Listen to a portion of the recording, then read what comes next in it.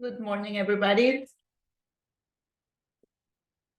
Hello, guys. Good morning with everybody. Good morning, Miss. Hi, how you doing?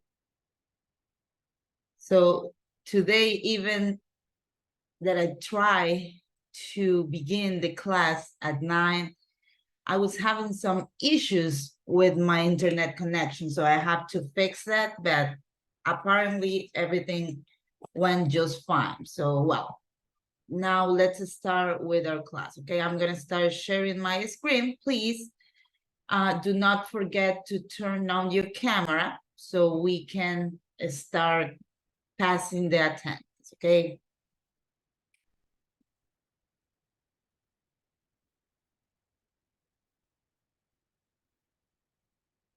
Okay, so just like every class, I will give you this friendly reminder, right?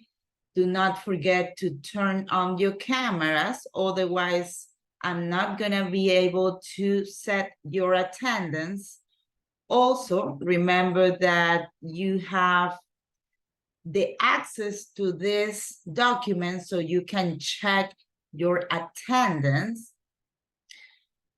All of the sessions are going to be online, even the final quiz, and we have only 4 weeks ahead. Today it's November 12th, so we are going to be done with week number 4. Let me just... Okay, no, I can do it. Okay. Okay, let's start with the attendance, okay? Gianella Acosta. Good morning, Miss. Good morning, Gianella. Thank you. Franz Almache.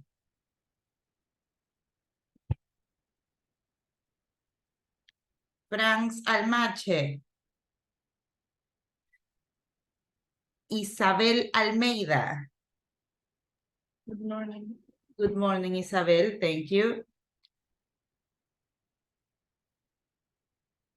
Mónica Añasco. Good morning, Miss. Good morning, Mónica. Thank you. Judith Avilés. Hi. Hi, Judith. Thank you. Diana Cañizares. Good morning. Good morning, Diana. Elías Castillo. Good morning, teacher. Present. Good morning, Elías. Thank you.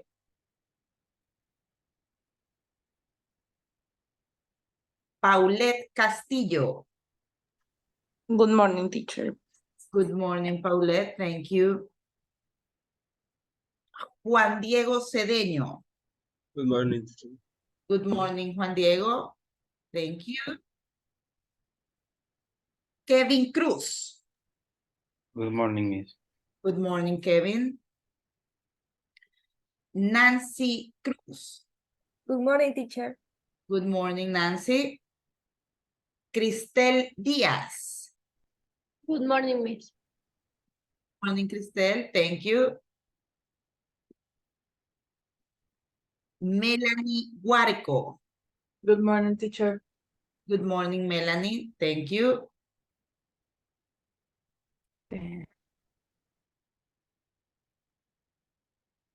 Jorge Jara. Good morning.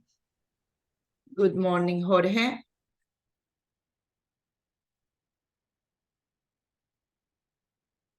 Álvaro Lara. Hey, Miss. Good morning, Álvaro. Jessica Lima. Jessica Lima.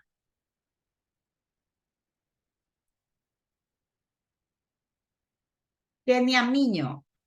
Good morning, Miss. Good morning, Kenia. Thank you. Andrea Molina.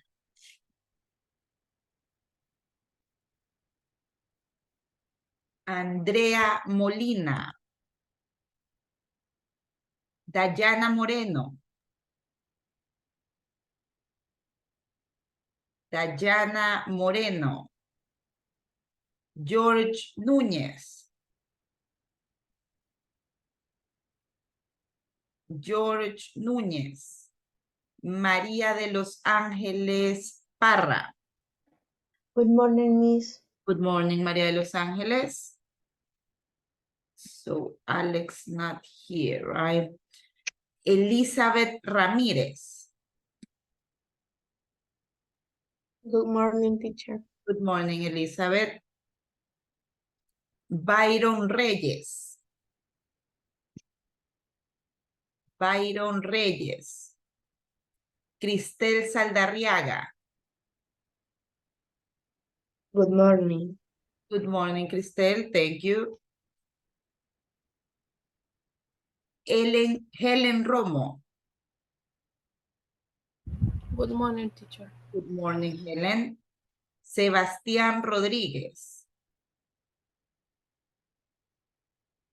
Sebastián Rodríguez.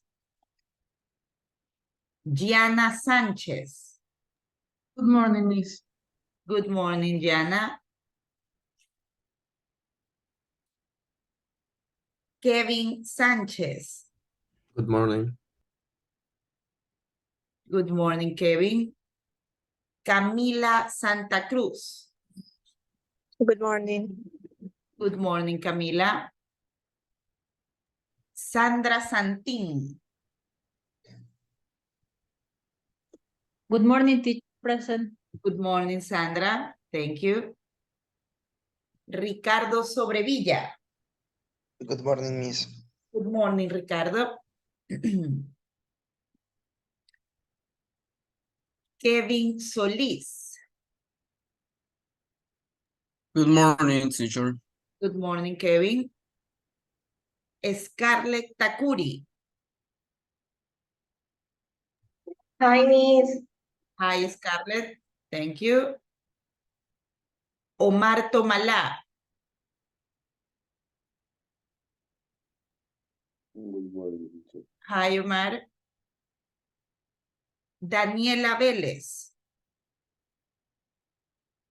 Present. Thank you, Daniela. Yael Vera. Here, Miss. Thank you, Yael. Marcela Villegas. Good morning, Miss. Present. Good morning, Marcela. María Alexandra Llagos. Hi, teacher. Hi, María. Aldair Zambrano. Good morning, Miss. Good morning, Aldair. Justin Zamora. Justin Zamora. Okay, let's do a roll call and I'm gonna say the names of the students that were not at the beginning. Franks Almache, Jessica Lima. Present, Jessica Lima. Thank you, Jessica. Andrea Molina. Dayana Moreno. George. Good morning, Miss. Dayana. Yes, good morning, Miss. Thank you, Dayana.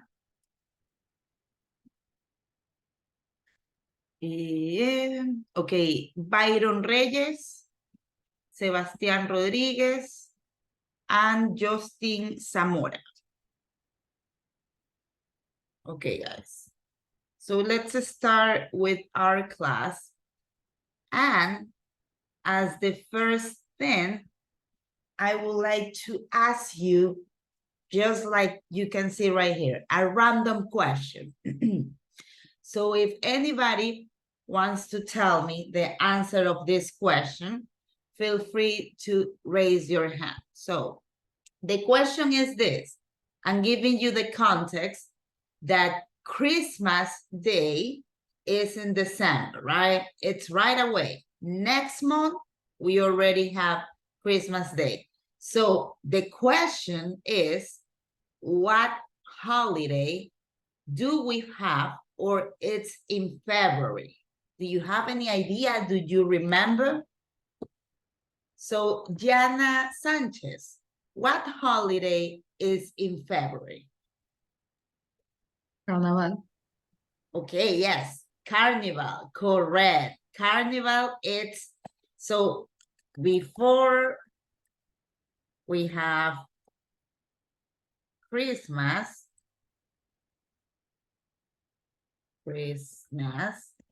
and after in February, carnival, correct. Thank you very much. Monica. El Día del Amor y la Amistad. Okay, yeah, you can tell that Valentine's Day, Valentine's Day. I mean, I'm not saying that it's a holiday. Let's say that it's a special day, okay? Because usually the holiday involves that you don't have to work or you don't have to go to school, right? So Valentine's Day, it's like any other day, right? But it is a valid answer. Thank you very much, Monica. So yes, we have in those days, we're gonna have on February 14th, we're gonna have Valentine's Day, and in Carnival, I haven't checked the calendar, but in February, we have Carnival. Remember that right here in Latino America, in Latam, we say Carnival or Carnaval, but in United States, they say it Mardi Gras or also Fat Tuesday. Okay, those are the ways that in United States they name this holiday. Okay, so that was only, as you can see right here, a random question of the day. I'm gonna try to do this each class so we can like break the ice. Okay, now let's start with today's class, and in order to do that, we are gonna move on into the next unit, because yesterday we were already done with unit 2B, I think it is. Let me check. Yes. So right now, we are gonna cover this unit that you can see right here.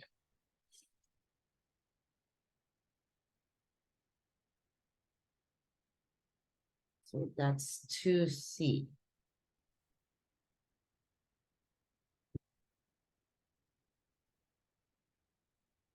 Okay, so let's see.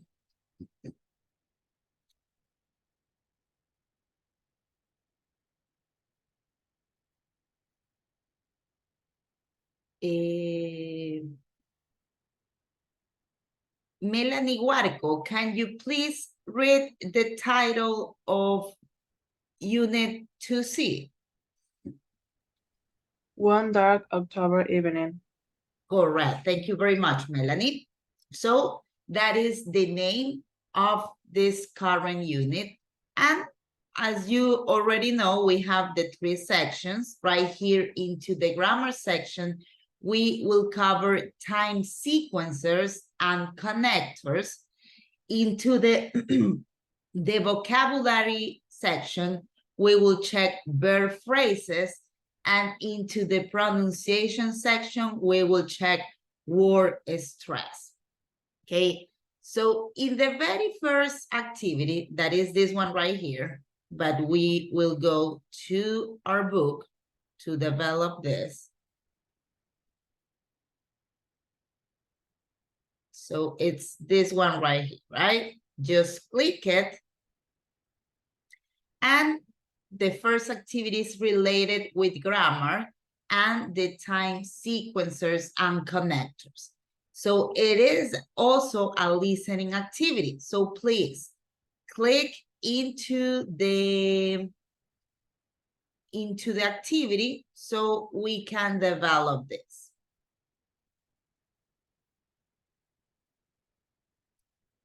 So take a look. All of this that you can see right here are time sequencers and connectors.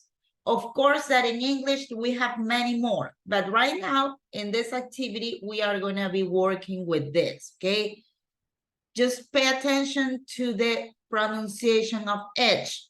We have suddenly, suddenly, de repente. Next day, next day. So, for example, today, it's Sunday. Next day, it's Monday. 2 minutes later. 2 minutes later. When? One evening in October. One evening in October. And finally, after that. After that. Okay. So my recommendation right now, since you have the listening, right? You have, this is the transcript, the paragraph. My suggestion, first of all, is to read the whole paragraph, right? And after that, you can check the answers with the listening, right? Because first of all, just try to make sense. Which one of these connectors makes sense according to the paragraph, okay? So let's do this. Let's have 3 to 4 minutes to do this. And after that, I'm gonna ask you to read the paragraph for me, okay? Let's have 3 minutes.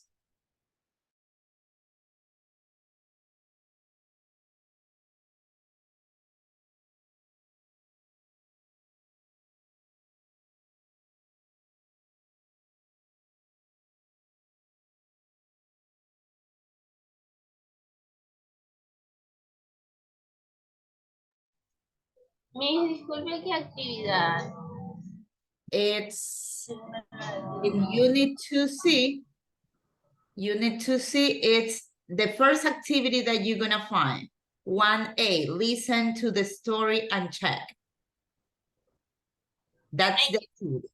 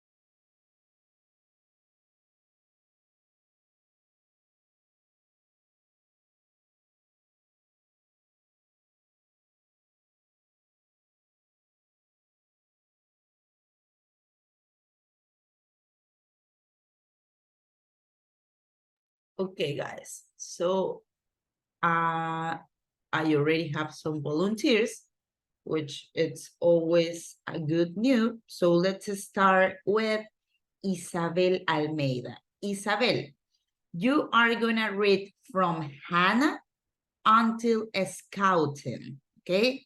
So go ahead.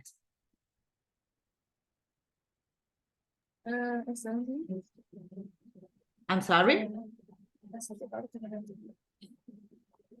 I'm not able to hear you properly. I don't know, probably you're having some issues with your microphone. Okay, now I can hear it.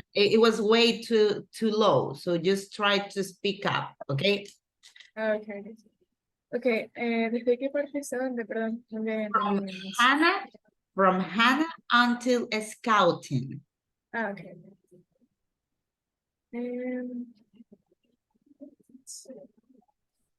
¿Dónde esa parte?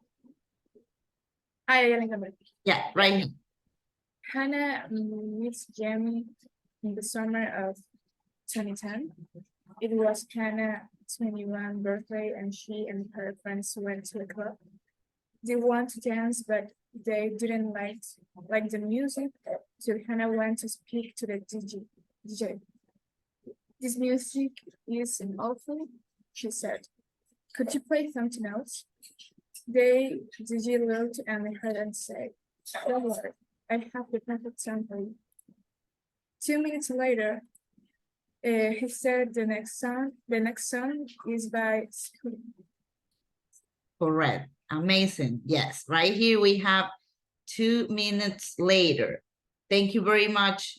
So just take a look. Right here, we can use any time frame. And after that, we can use later, right? That is this type of connector. We can say an hour later, 5 minutes later, 30 minutes later, right? So this is correct. Now, remember, and I know that this is probably one of the words that we usually have some issues with. This is the past tense of meet, right? Meet like this. Meet is the present tense, the regular form of the verb. The past tense pronunciation is met. Just as you see it right here, same pronunciation, okay? And right here, since we have the number 2 and the number 1, and the ending is S and T, we are referring that it's not 1, but this is first, right? Because we have the ending ST. So right here, it's 21st birthday, okay? We're gonna check numbers in a while, but that is only a reminder. Now, let's see the next part of the paragraph. I'm gonna ask Melanie Huarco.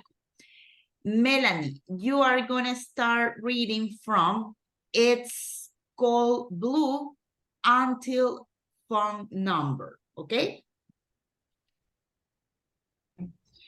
It's called Blue as Your Eyes, and it's for a beautiful girl who's dancing over there.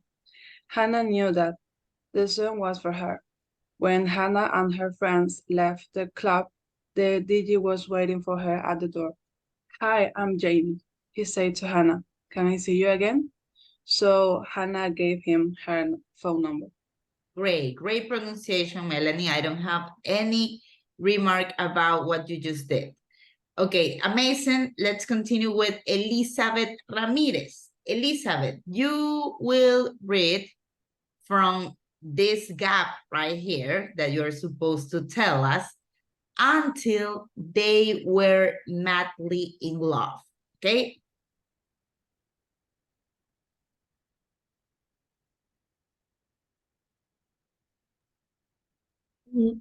Next day, Jamie found Hannah and invited her to dinner.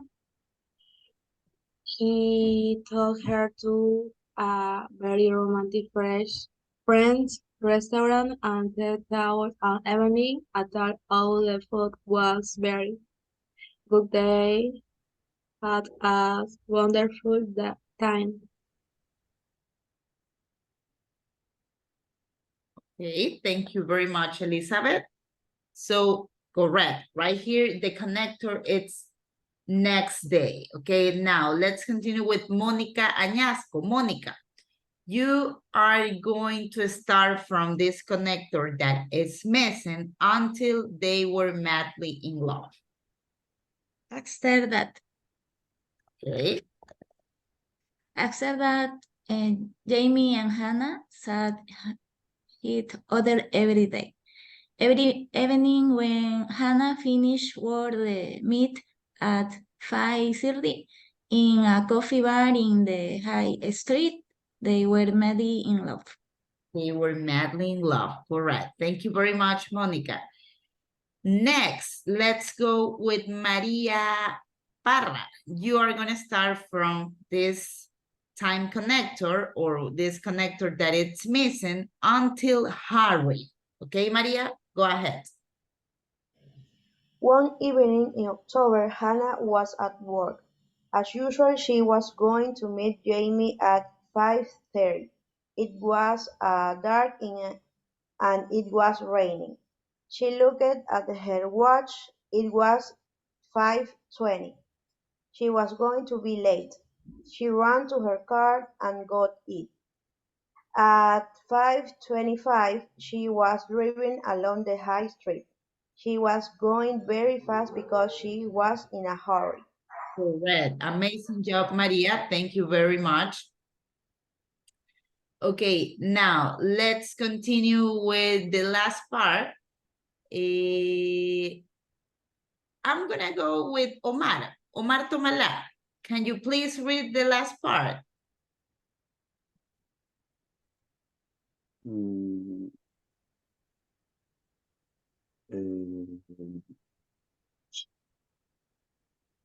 no, teacher. I'm asking you because I can see that you are not in the class. You are like holding your head, you are like moving your mouth. So that's why I want to know that what's the deal. So can you please read the last part of the paragraph? No, teacher, I don't know. Sorry. So I was right? So please, Omar, pay attention. Otherwise, I will have to remove you from the session, okay? So Nancy, please, let's go with the last part. Okay. Suddenly, a man ran across the road. He was wearing a dark coat, so Hannah didn't see him at first.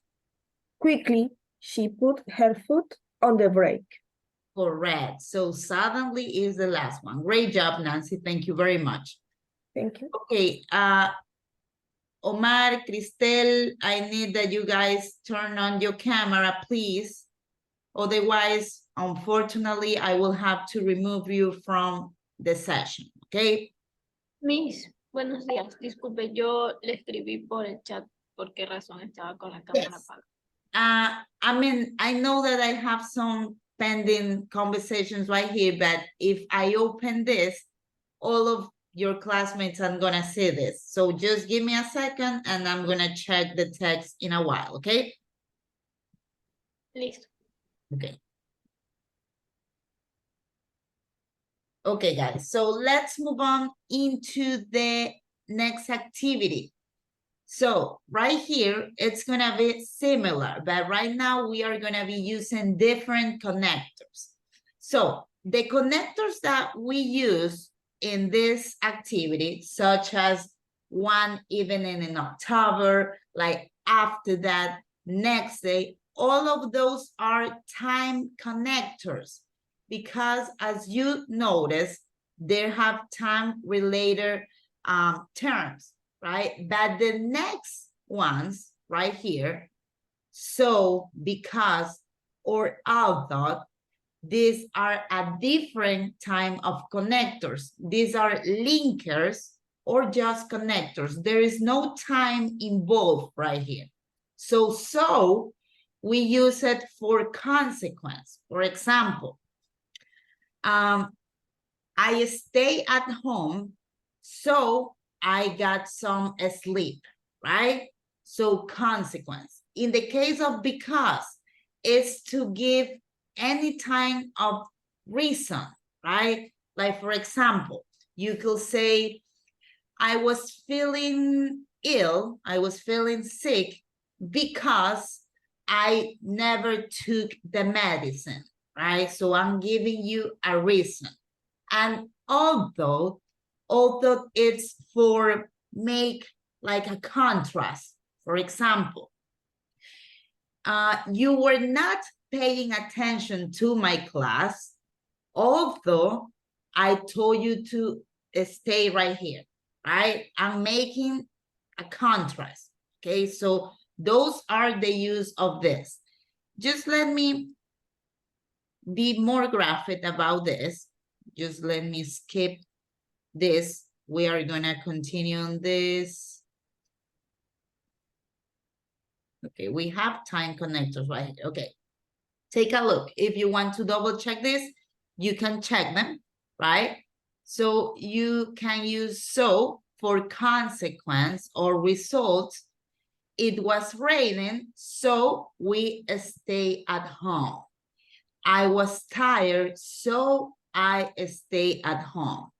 I didn't study for the quiz, so I got 5. That is the consequence. That is the result.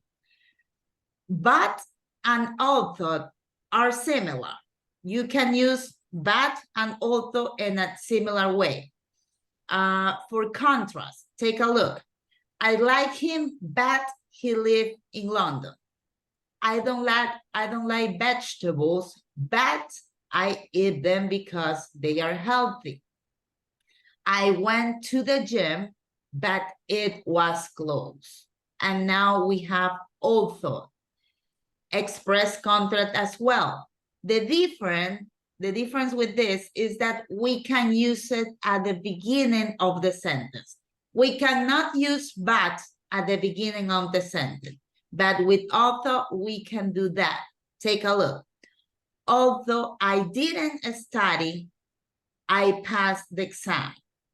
I wouldn't be able to say, but I didn't I didn't study and I passed the exam. That wouldn't make sense. So in the case of although, I can use it at the beginning of the sentence. Another example. Although I don't like seafood, I ate fish. Now we have also because, as I was telling you, express reason, explaining. We didn't go to the park because it was raining. This is the reason why we didn't go to the park. I'm happy because I lost 2 pounds. This is the reason I was happy. She's upset because she lost herself. And finally, we have also that it's similar of to, and it's to express addition. So we have the first one. She is not my sister. She is not only my sister, she's also my friend, right? Like in addition, she's my friend. Fruits are delicious and they are also healthy for your health. He's a handsome and also he's polite. Okay, so let's practice this because the next activity it's related for that.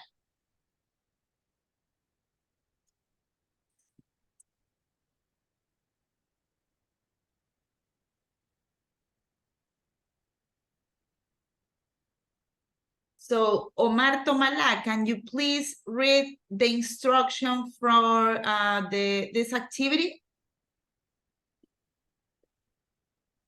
From memory, complete this sentence from the story with so, because, or, although. Then check with the history.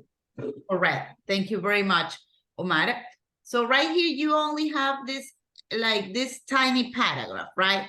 And you have the options although, so, and because. Listen to the pronunciation. Although, so, and because, okay? So right here you have 3 sentences. Your duty, your task, is to decide which one of these connectors makes sense in each of these. Aldair, what about number 1? Okay, she was going very fast because she was in a hurry. Correct. Right here, I'm explaining the reason why she was going very fast, right? So Aldair's answer, it's correct. Thank you very much. Let's continue with number 2, Kenia Miño. Although although the food wasn't very good, they had a wonderful time. Correct. So remember, this is to make contracts, right? Although, right? Although the food wasn't very good, they anyway had a wonderful time. Amazing job. Thank you, Kenya. And let's go with the last one, Monica. Okay.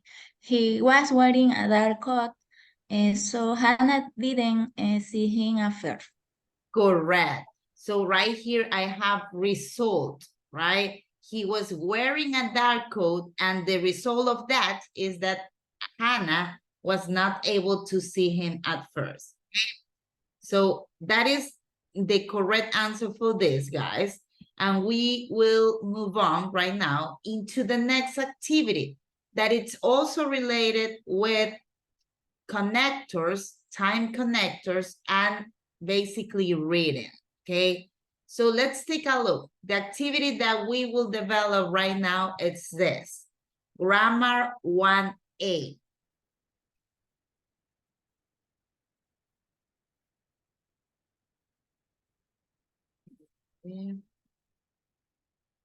Juan Cedeño, can you please read the instruction of this activity?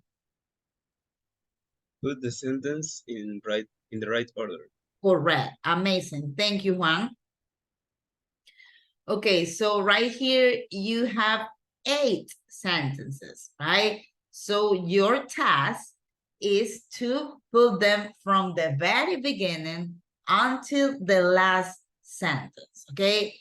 A really good way to do that is to take a look on the first word, right? So just try to make all of this this makes sense, okay? So right here, I'm gonna give you 3 minutes so you can try to figure it out that, okay? Let's have 3 minutes.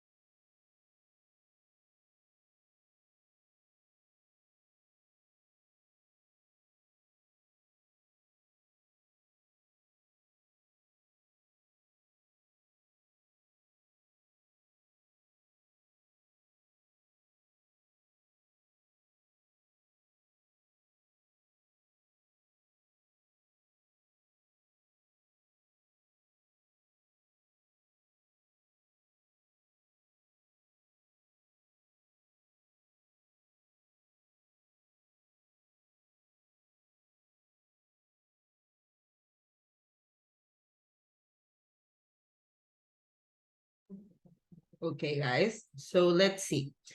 Isabel Almeida, according to you, which one is number one? One day in 2011, I was standing in the creek for a bus. Correct. That is number one. You are completely right. Thank you very much, Isabel Almeida. So this word right here, I don't know if you have ever seen this word in Spotify or probably in Netflix, or you can probably also see this word in YouTube. Cue, it means that, for example, you are listening to a song, right? You're listening to, I don't know, let's say Perro Negro of Faith and Bad Bunny, right? And you want that the next song, it's, let's say, Amargura de Karol G, right? So you add the next song to a cue, right? That means cue, fila, right? So that is the meaning of this word. Now, let's see, next one, Maria Llagos, according to you, what's the second sentence? Number two. Yes. Number two. Suddenly, a man ran in front of men and go in the bus. Correct. So remember that pronunciation of this word, it's suddenly.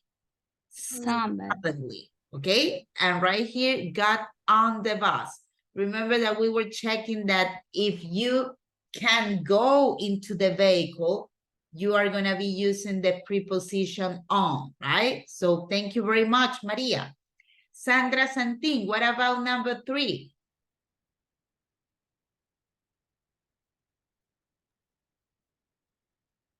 Then another man tried to do the same. Correct. Then another man tried to do the same. Great job, Sandra. Thank you very much. Elizabeth Ramirez, number 4, please.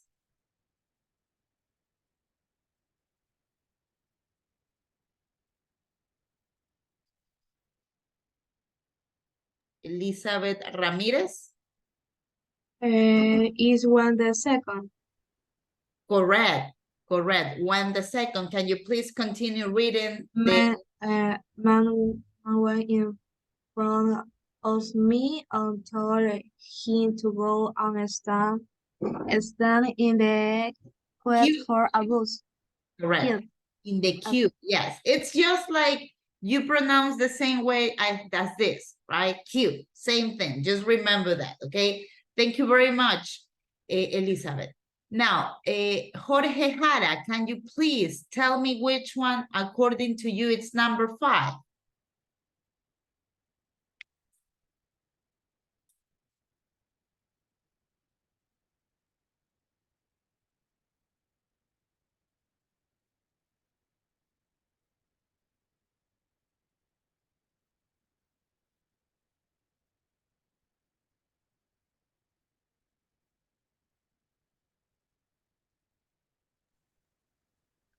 It's 7.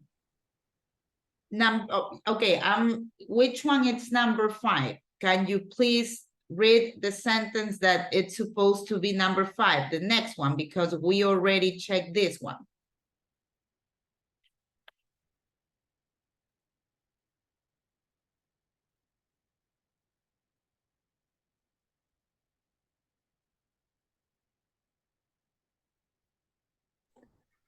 Sorry, teacher, I have problems with the display of my PC. Okay, Jorge. I will have to be clear with you. One thing is that you can turn on the camera, but if you are not attentive to the class, that is not convenient, okay? So please, just try to be right here, present in the class, because otherwise you're gonna see consequences at the very end of the course, okay? So, Omar Tomala, can you please tell me which one is number 5?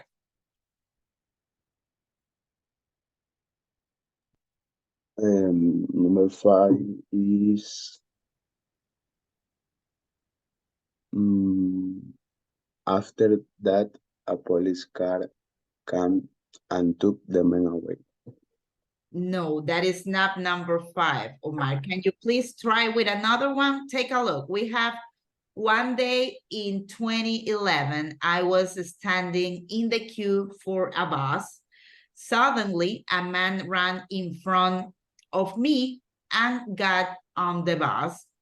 Then another man tried to do the same. When the second man went in front of me, I told him to go and stand in the queue for a bus. So according to you, Omar, which one will make more sense? A few seconds later. No, that is not number 5 either. So you said, you already said this one, and this is not it, and this one is not it. So you have 2 remaining options. It's either he told me he was a policeman or next day. He told me he was a policeman. Okay, can you please read the whole sentence? He told me he was a policeman and that they were looking for a thief. Okay, thank you very much, Omar. So same thing that I mentioned to Jorge, Omar. One thing is that you are here in the class with the camera and connect, but if you're not paying attention, you're gonna have consequence at the very end of the level because probably your activities are not gonna be correctly, probably the knowledge is not gonna be complete. So please, this is like a wake-up call to all of you guys. Try to be right here. This is not like big deal. You only have 4 hours right here. We're gonna have a break in a couple of minutes. So just try to be attentive. Let's go with number 6, Yael Vera. Which one, according to you, it's number 6, Yael? After that, a police car came and Okay, that is not number 6. Take a look. We have, he told me he was a policeman and that they were looking for a thief, right? So you're saying after that, a police car came and took the men away. But you are missing a step. You are missing a sentence. This is not it. You still have next day or a few seconds later. Which one you think it's the correct one, Yael? few seconds. Correct. That is the correct one. Can you please read the sentence? A few seconds later, the first policeman got off the bus with a man. Correct. Thank you very much. Now, next one, Jessica Lima. What about number 7, Jessica? After that, a police car came and took the man at work. Correct. Great job, Jessica. Thank you very much. And finally, Monica Añasco, can you please read the last one, number 8? Next day, I read the history in a newspaper. Paper, correct. Thank you very much, Monica. So guys, let me give you like a tip about this, right? So whenever you have this kind of activities that you have to put the sentence in the right order, right?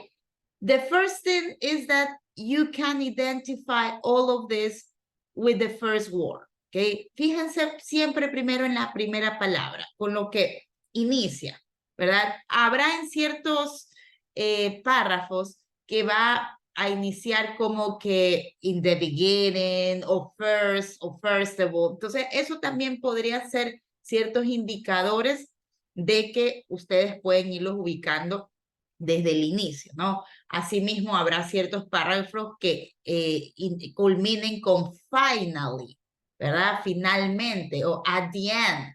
Entonces, todo eso les puede ayudar.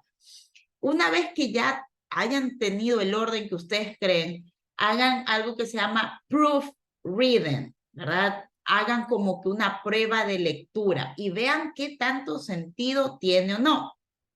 For example, right here, if I have, he told me he was a policeman and that they were looking for a thief. And if I go after that, a police car came and took the man away, it makes sense, right? But it makes even more sense if I say a few seconds later, the first policeman got off the bus with a man, right? Because right here, this is like a consequence of this. I'm telling you only that the first policeman, it's right here. And after that, another policeman came, okay? So you have to try to read and make it like, try to figure it out to make it sense, okay? Now, let's go with the next activity.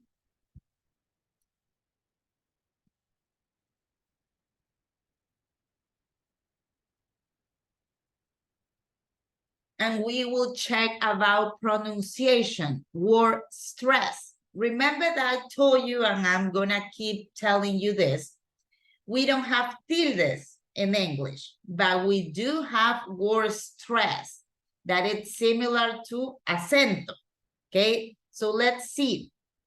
Nancy Cruz, can you please read this paragraph right here? Okay. Stress in two-syllable words. Approximately 80% of two-syllable words are stressed on the first syllable. Most two-syllable nouns and adjectives are stressed on the first syllable. E.g., mother, happy. However, many two-syllable words and prepositions or connectors are stressed on the second syllable. E.g., arrive, behind, before.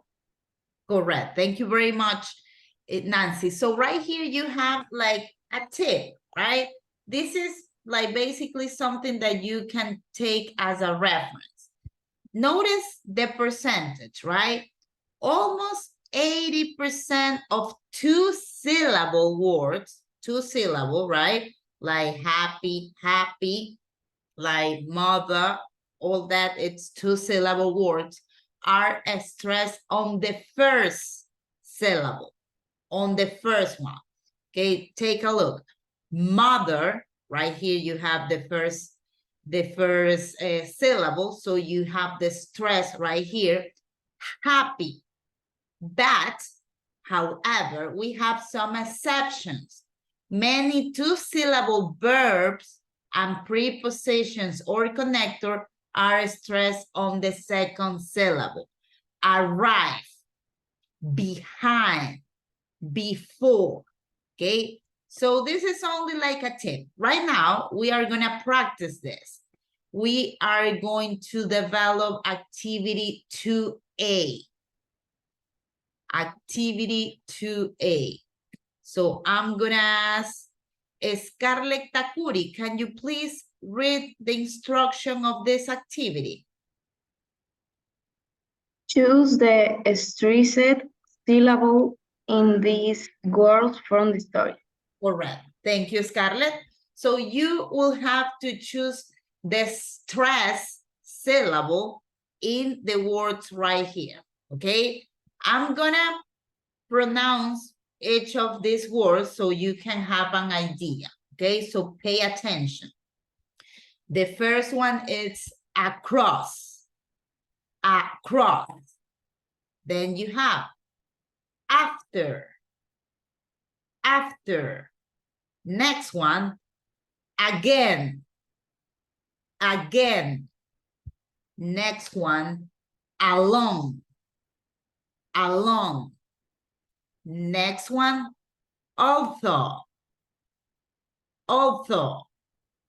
Next one, awful, awful. The next one, because. Because. Birthday. Birthday. Evening. Evening. Invite. Invite. Perfect. Perfect. And the last one, second. Second. Okay, so just try to repeat the words. Let's have 3 minutes. And after that, you're going to tell me what's the syllable that has the stress on.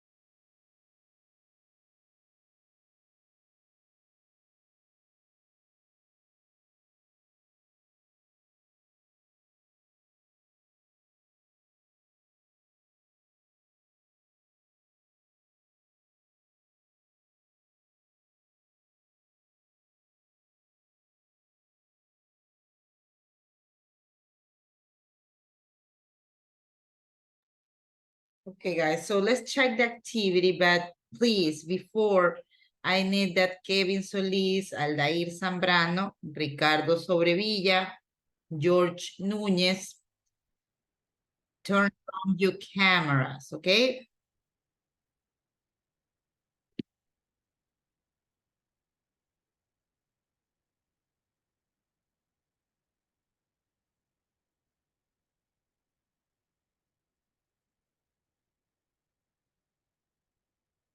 Ricardo Sobrevilla. Please, I need that you turn on your camera.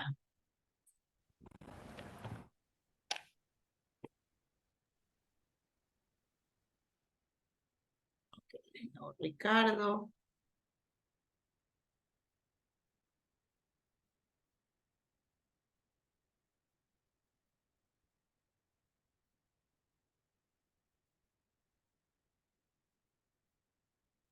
Aldair Zambrano. Okay, thank you, Aldair.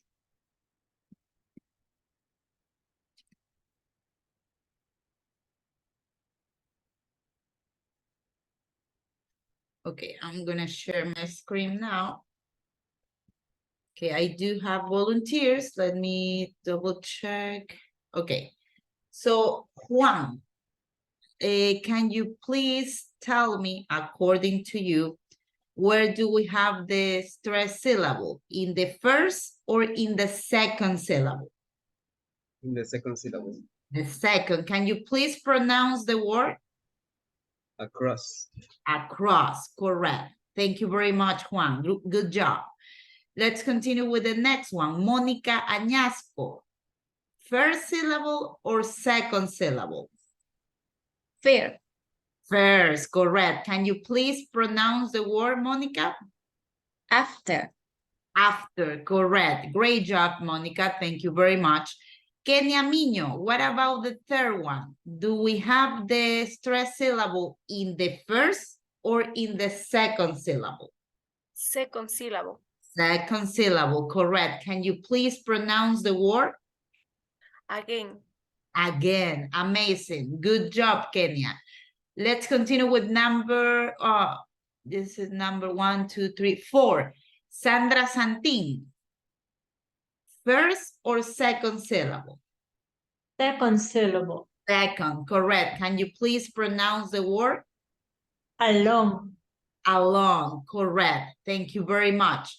Now, let's continue with the next one, Scarlett Takuri. First or second syllable? First syllable. Okay. It's not first syllable, it's the second, okay? Can you please pronounce the word, Scarlett? Also. Correct, great pronunciation. Great, amazing pronunciation. This is the pronunciation that Scarlett did it, is the correct one. Sometimes we have some issues to pronounce this word. So if you have any issues, this is the pronunciation, right? Although, like this. Although. And we have the stress in, I'm sorry, we have the stress in the second syllable. Although, okay? Let's continue with the next one. Melanie Guarco. First or second syllable? The second. Okay, can you pronounce the word? Awful. Okay, if you hear yourself, it's the first one, right? It's the first one, sí. Sorry. Because it sounds, right? You're saying awful, so correct. And great pronunciation as well. Thank you very much, Melanie. Maria, the next one, please. First or second syllable?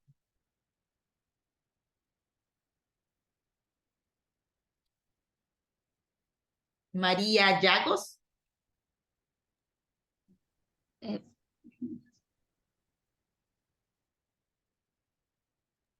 In the second. In the second, correct. Can you please pronounce the word, Maria? Because. Because, correct. Because. Okay, thank you very much. George Núñez.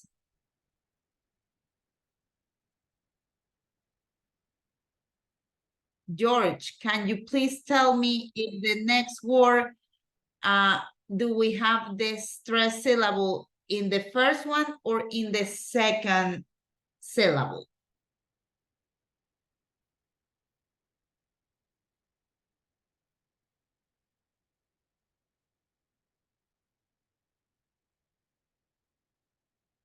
First. In the first, correct. Can you please pronounce the word? Birthday. Birthday. Birthday, correct. Thank you very much, George. Let's continue with the next one. Let's see. Jessica Lima, can you please tell me if the next word, do we have the stress in the first or in the second syllable? In the second, Can you please pronounce the word? evening. Okay, it's evening, okay? Evening. So, Jessica, if I tell you evening, where do you hear the stress? First or second syllable? First. In the first, right? Correct. It's evening, okay? Remember. Thank you very much, Jessica. Now, let me see.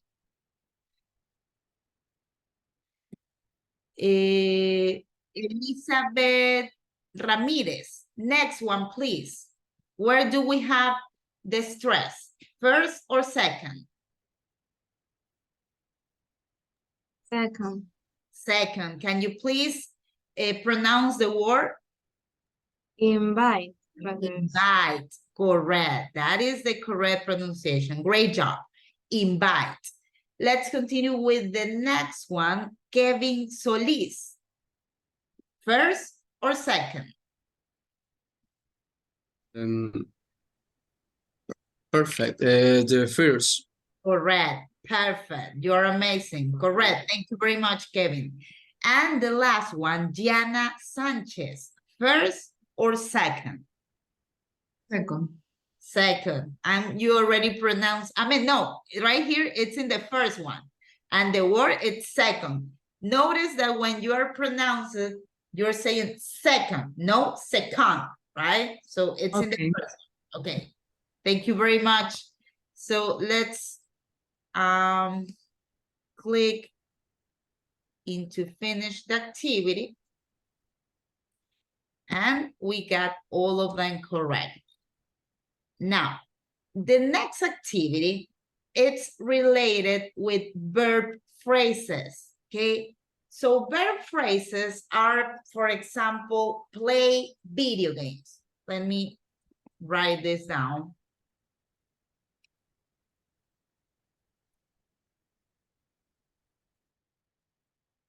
Okay, so for example, yes? Disculpe, Miss, ¿usted cree que me podría dar un minuto para ir a buscar una pastilla y poder apagar la cámara? Yeah, sure. Go ahead, Christelle. Go ahead. Gracias. You are welcome. Okay, so, okay, I was talking about verb phrases, right? So this is not a big deal. You guys use verb phrases all the time and you didn't, and you don't notice, okay? For example, cook dinner. That is a verb phrase, right? Because it's something common, and right here you have a verb, and it's with a noun, right? Cook dinner. You can also say eat lunch. Like whenever you have a verb and another word, such as a noun, basically that is a verb phrase. So if I'm gonna start right now to list all the verb phrases, I won't finish today because we have many and many. Basically, any verb plus a noun, it's gonna be a verb phrase. Play video games. That is a verb phrase because we have a verb and a noun, okay?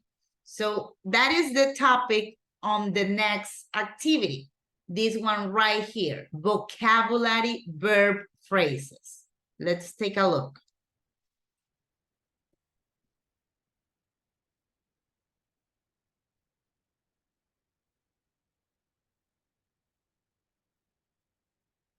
So you have all of these verbs, right? You have wait, get, leave, run, no room, run, drive, drive. B, this one right here, it's meet, meet. Have, take, and play. So right now you will have to take a minute and try to make this relate each of these verbs with the phrase that it's gonna make sense. Okay, let's have 3 minutes to do this, and then we check the answers.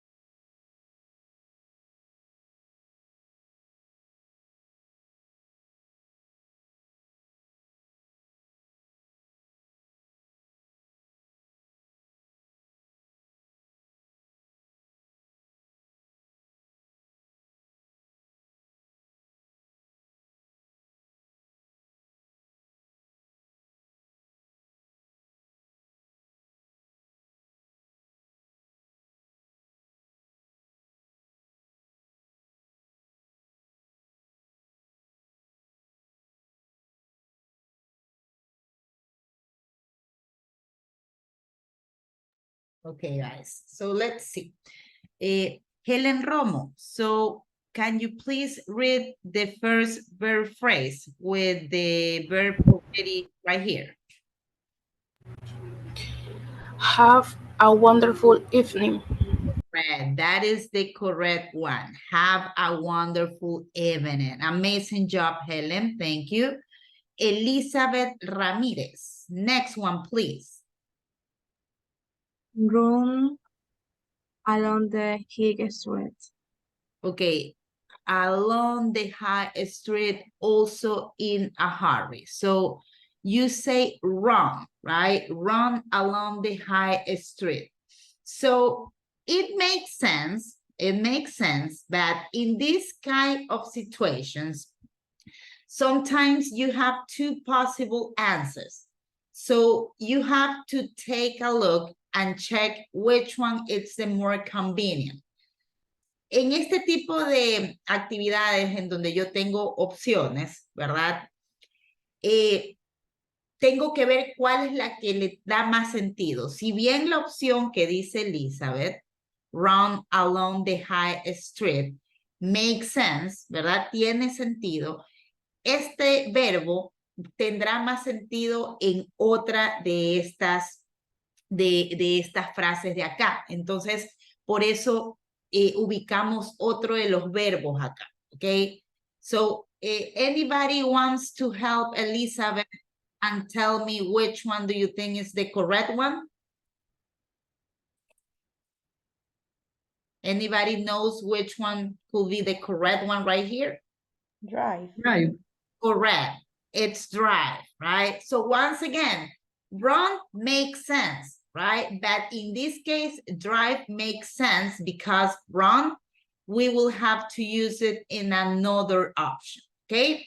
So Elizabeth, what about the next one?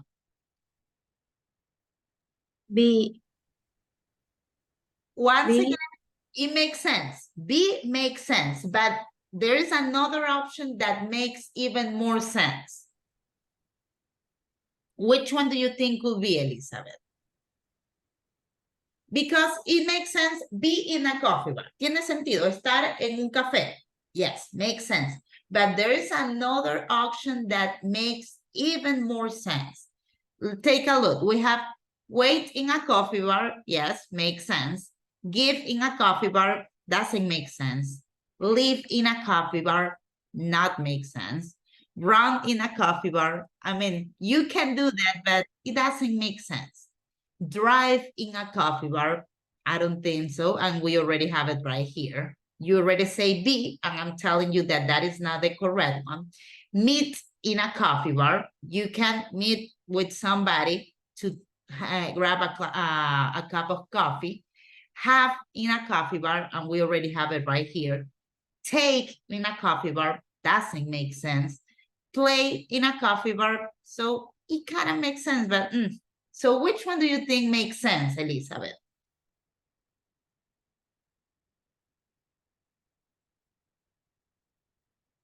Anybody wants to help Elizabeth in the next one?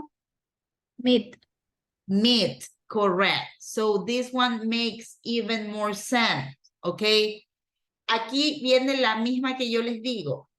Yo puedo poner play in a coffee bar, sí, tiene sentido, pero yo me voy a dar cuenta que este verbo en particular va a tener más sentido en otra frase, ¿ok? Now, Gianna Sanchez, what about the next one?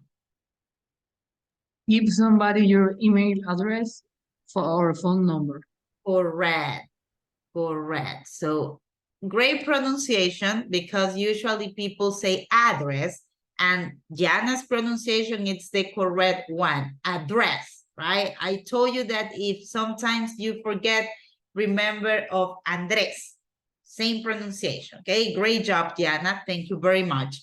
Let's continue with the next one, Monica Añasco. Take somebody to a restaurant. Correct. Take somebody to a restaurant. Correct. Thank you very much. Let's see. Juan Cedeño. Next one, please. Wait for somebody also in a coffee bar. Correct. Wait for somebody. Amazing job, Juan. Thank you very much. Let's see. Jael, the next one. Be in a hurry. Correct. So see, right here, instead of saying be in a coffee bar, it makes sense to say be in a hurry. That's why it is a better option to say meet in a coffee bar in this phrase, okay? Thank you very much, Yael. Let's continue the next one with the next one, Sandra Santin.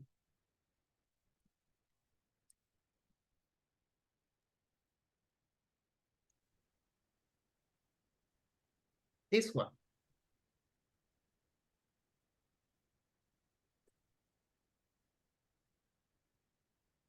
¿Cuál me toca, teacher? This one right here, after be in a hurry, a song. Play a song. Correct, play a song, that makes sense. Remember that the verb play, you can use it to play video games, to play a sport, soccer, basketball, but also play, you can use it for music, song, instruments, okay? Thank you very much, Sandra. Let's continue with the next one, Cristel Diaz. Leave the club very late, also in a hurry. Correct. Leave the club, we have it right here. Leave the club very late, also in a hurry. And finally, Mr. Kevin Cruz, can you please read the last one? Run across the road, also along the high street. Correct. Great pronunciation, Kevin. Great job. Thank you very much. So, as you can see, all of these are verb phrases. And once again, I cannot make a list of this because we have many and many. Basically, you can make a verb phrase with a verb and any other noun and any other phrase, okay? So let's click into this one right here. And, okay, we got all of them correct.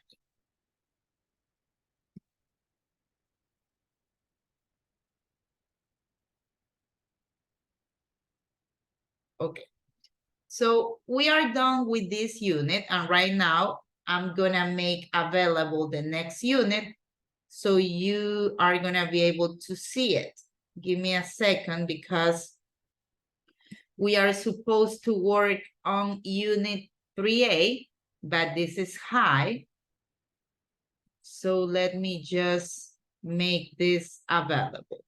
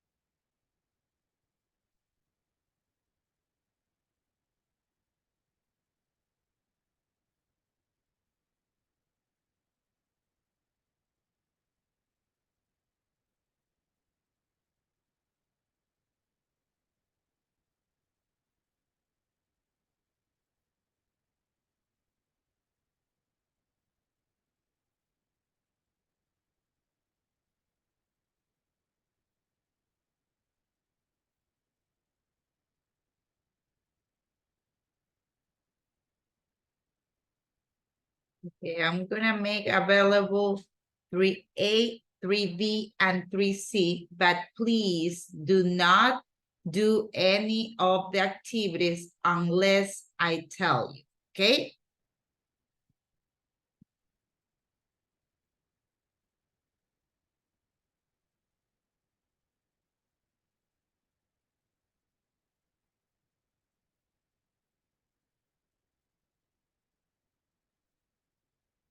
Okay, so this is the unit that we are going to move, 3A. And right here, I'm gonna ask Alvaro Lara. Alvaro, can you please read the title of unit 3A? Plants and rain. Plans and dreams, correct. Thank you very much, Alvaro. So right here in the grammar section, we are gonna check the structure of be going to. So this is a tense, right? Es un verbo, es un tiempo verbal. And we are gonna check be going to for plans and also for predictions. Into the vocabulary section, we are going to check airports, right? Anything about airports related vocabulary. And finally, in the pronunciation section, we will check sentence stress and fast speech. So take a look in the first activity. This one right here, let's click it. And we will do the first activity of vocabulary, okay? 1B, this one right here.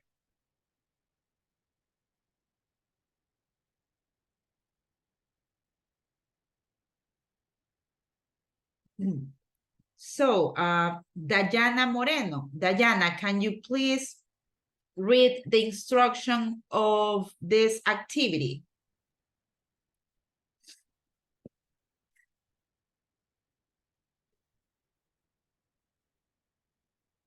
Dayana?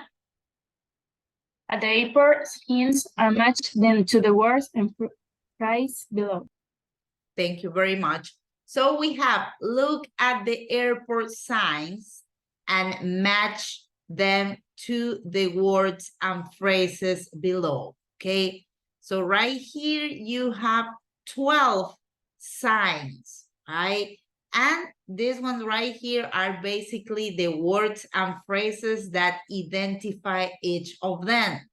So you have arrivals, baggage drop off, baggage reclaim, check-in, customs, departures, gates, lifts, passport control, terminal, toilets, trolley. So right now your task is to relate each of these words with the sign, okay? Let's have 3 minutes to do this. Just please, since these are signs, you can get a bit confused, right? Just try to do your best and try to do the thing that I told you before, okay? Try to see which one makes more sense, okay? Just analyze this. 3 minutes.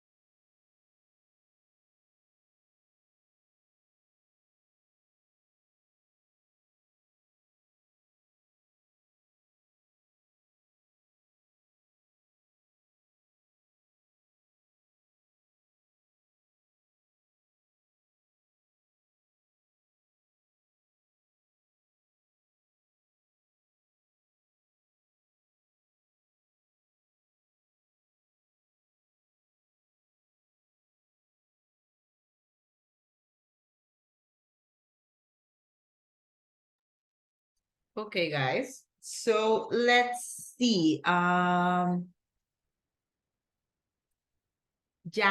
Vera. So Yael, according to you, which one of these phrases or words it's number one, belongs to number one?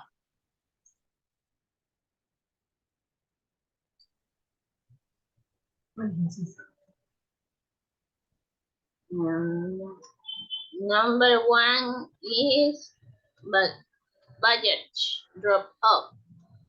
Okay, you're saying that it's baggage drop off. This is the thing I was telling you guys, right?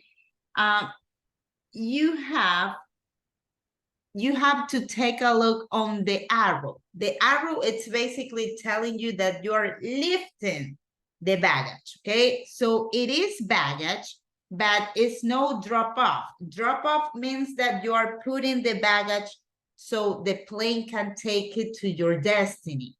So because of the arrow, it's pointing up, we are not dropping off the baggage. So anybody knows which one is the correct answer of number one? Baggage reclaim. Baggage reclaim, correct, because that's the thing that I was telling you. Eso es lo que les decía, ¿no? Fijarse mucho en qué me dice la flecha. El hecho de que me diga baggage drop off significa que yo estoy poniendo mi maleta para que la lleven a mi destino, como que botar la maleta, entrega de equipaje. So right here, you have the arrow pointing up and you have this hand. So because of that, this means baggage reclaim. Okay, thank you very much. Yael, so it's baggage reclaim, okay? Sebastián Rodriguez, what about number two? Which one is number two? Number two is departures. Correct, departures, right? Because as you can see right here, the airplane is not landing, but it's taking off, right? Probably it's already leaving to the final destination. Thank you very much, Sebastián. Let's continue with with the next one, Helen Romo. What about number three? Arrival. Correct. So right here you have the plane landing. So because of that, it's arriving. Elias Castillo, what about number four?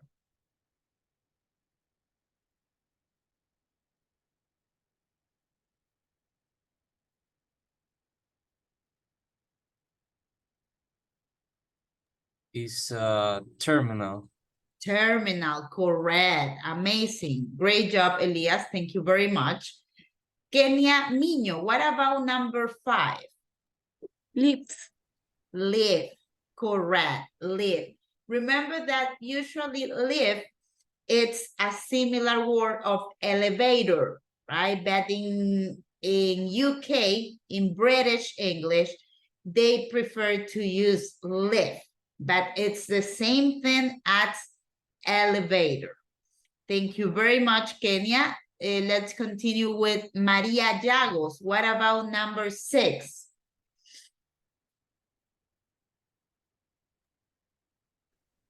Toilet. Number six? Toilet. Trolley, correct. Trolley. So these are those carts that allows you to move your baggage, right? Trolley. Thank you very much. Elizabeth Ramirez, what about number seven?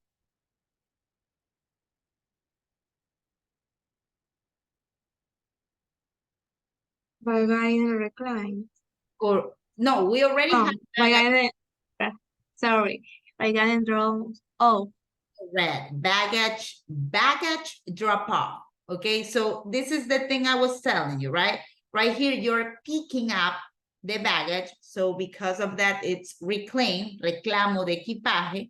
And since right here, the arrow, it's pointing down, that means that you are basically putting the baggage so they can take it to the plane. Now, let's see. Marcela Villegas, what about number 8, Marcela? This one right here. Passport control. Passport control, okay, let me check if that is good. Okay, so you're saying passport control, right? I mean, it makes sense. It makes sense. I get the confusion. But take a look on this. Right here, this makes more sense as passport control because this policeman, this officer has the passport or a paper in his hand, right? So in this case, passport control is gonna be this one. This is a different one. Which one do you think makes sense right here, Marcela?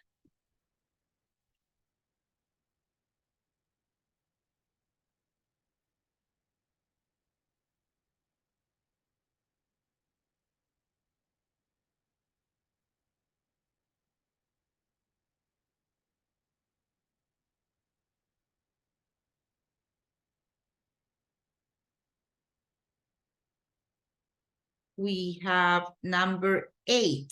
We have the option check-in. We also have the option customs, gates, and toilets. Which one? Check-in. Check-in. Okay, let me, no, it's not check-in. It's a different one. So it's not check-in, it's not passport control. We have customs, we have gates, and we have toilets. Which one do you think of those 3 remaining options is the correct one? Customs. Passport is already right here. So it's not check-in, it can be customs, gates, and toilets. Nancy, which one do you think it is? Customs. Customs, correct. It's customs. Remember, customs, it's when you are arriving or leaving a country and you have those officers asking for your name, your last name, they ask for your passport, and they are gonna be asking you, okay, what's the purpose of your trip? How long are you gonna stay there? Okay, where are you gonna stay? So that is customs, aduanas, okay? Let's continue with number 9. Kevin Cruz, according to you. Check-in. Check-in? Correct. Number 9. Yes. Check-in.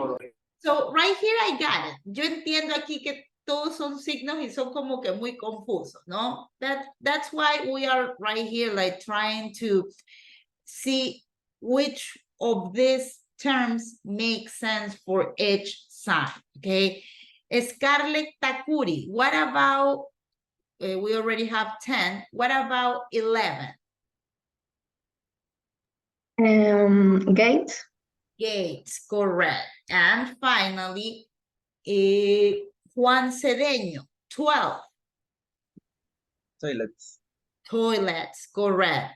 So toilets, the term toilet, it's usually used in British, right? In British English. In American English, you're gonna see the word restrooms, right? No bathroom, restroom. So let me write this right here. Toilet,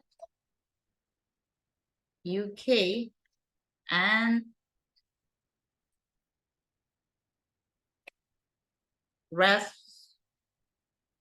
restroom, USA, okay? Because if you say bathroom, it's only referring to the part of the restroom where you have like the shower and the toilet. But restroom means like the whole thing, okay? Now, let's move into the next activity. And in order to understand the next activity, I'm gonna ask your full attention because right now we are gonna check the tense that I was telling you about, right? This is a tense, be going to for plans and predictions. So,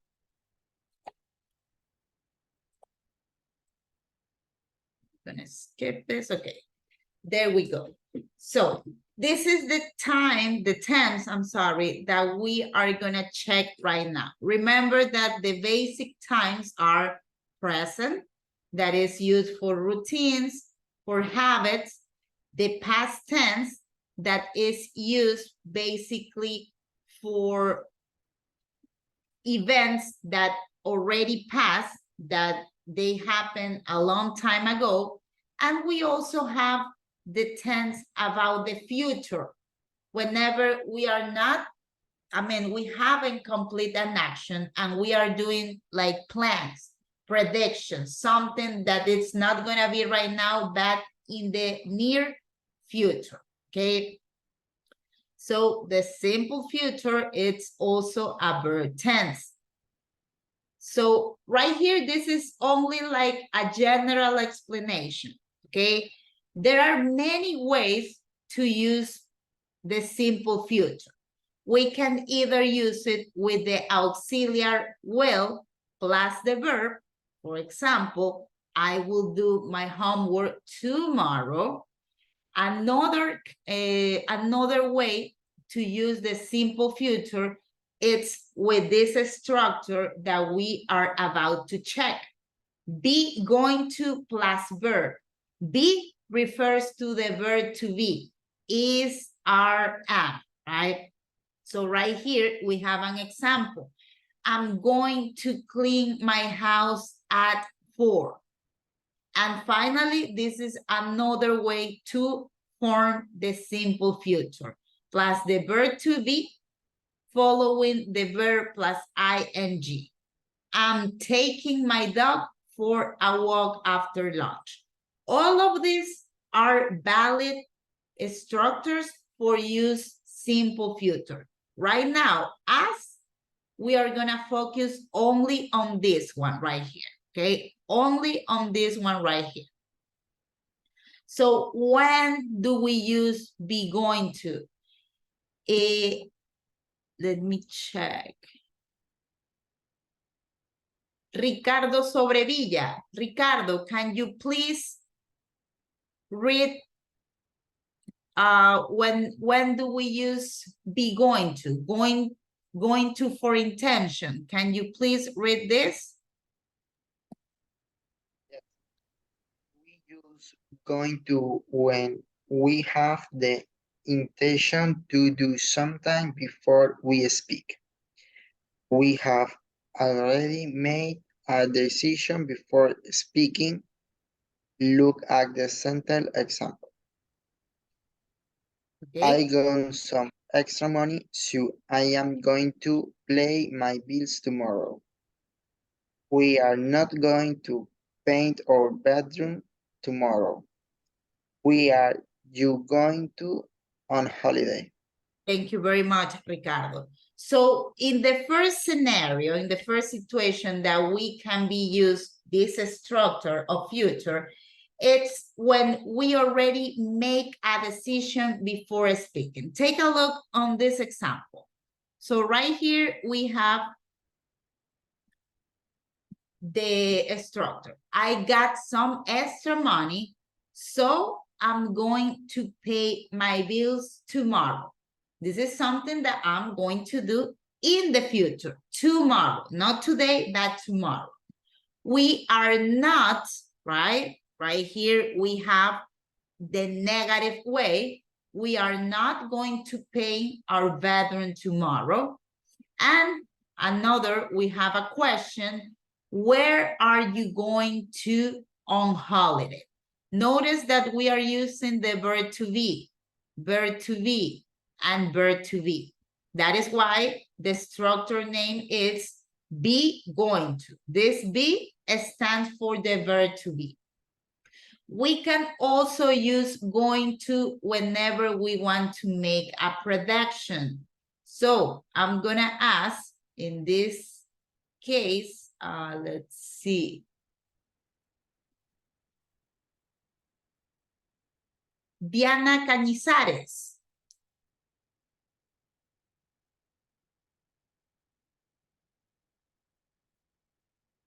Diana, can you please read the instructions on when do we have to use going to for prediction? We often use going to make a prediction about the future. Our prediction is based on present evidence. We are saying what we think will happen. Here are some examples.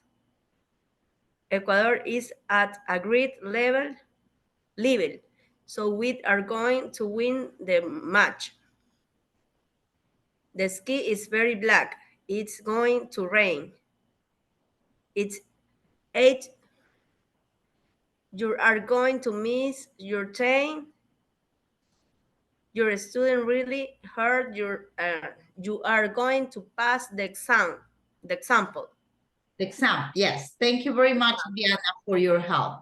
So this is another situation in which we can use going, right? Going to. Notice the difference. Right here is for intention, something that you really want to do, right? You're planning that. But also you can use going to whenever you are predicting something. Take a look. Right here, this is my prediction, right? We have a game on Thursday. I think that the game is Ecuador versus Venezuela. So this is my prediction. I'm telling you, hey guys, Ecuador is at a great competition level. So according to me, my prediction is we are going to win that match. That is my prediction. Another prediction, whenever you're trying to say what's the deal with the weather, take a look. The sky is very black. I think it's going to rain. I haven't checked the weather. I'm just predicting because I'm seeing that the sky is black. Another example, it's 8:30. Look, it's late. And because it's late, you are going to miss your train. That is my prediction. You study really hard. And because of that, my prediction is that you are going to pass the exam. You're going to get an 8. You're going to get 10 because you're studying. Okay. Now, let's see what's the deal with the form or the structure. As we were already checking right there, the structure of this starts with the subject, right? That can be I, you, he, she, Marina, Rafaela, Sofia, Dario.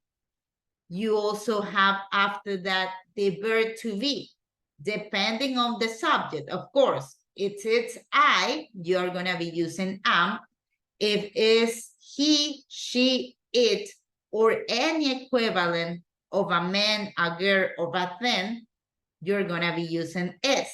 And in the case of you, we, and they, we are going to use are. After the verb to be, we are going to be adding going to, and then the base form of the verb, like the verb in the original form. Let's take a look, right? We have all of the possible subjects. I, you, he, she, it, we, they. And right here, we have the verb to be related with this subject pronoun. I am going to study math. You are going to study math.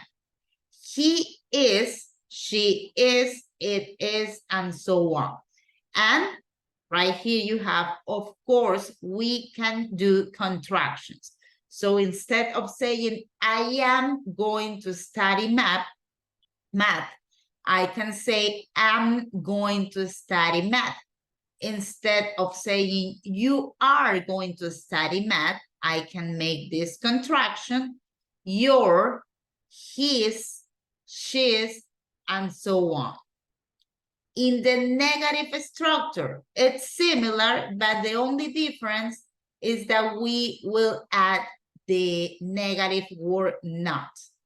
I am not going to study math. You are not going to study math. And we can also do contractions right here. I'm not going to study math. You're not going to study math. He's not going to study math.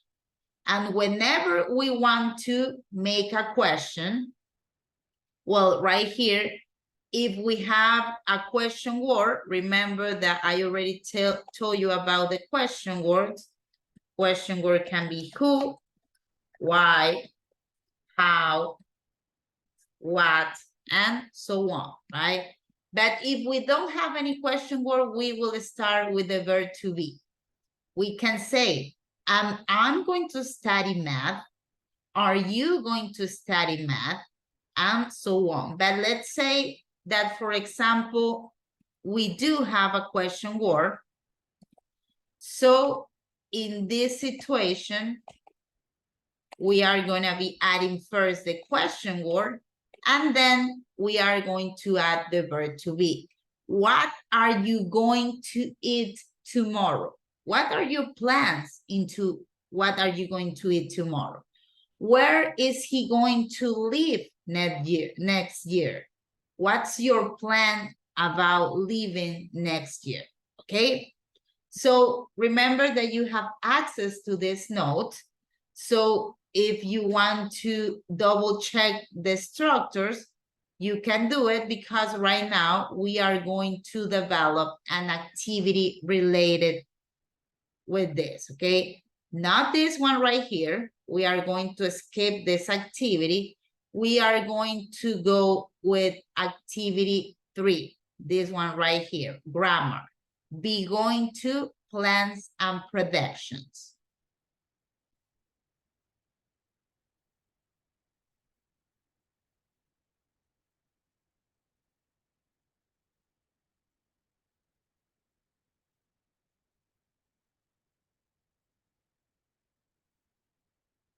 Okay. So right here, let me ask somebody. Jorge Jara, can you please read the instruction of this activity? Look at these sentences from the airport interviews and complete the gaps with a form of be going to plus verb. Thank you very much, Jorge. So right here, I'm gonna tell you which one are the verbs that you are supposed to use, okay? In this first sentence, it's teach. In the second one, it's be. In this one, it's also be. In this one is meet. And right here, it's have, okay? So your task right now, it's to only add the part of the subject, the verb to be, I'm sorry, the going to, okay? So right here you have, look at this sentence from the airport interviews. So right here,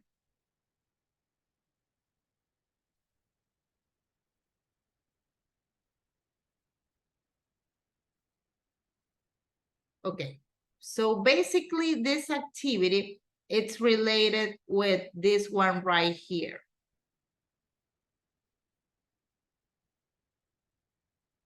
Give me a second.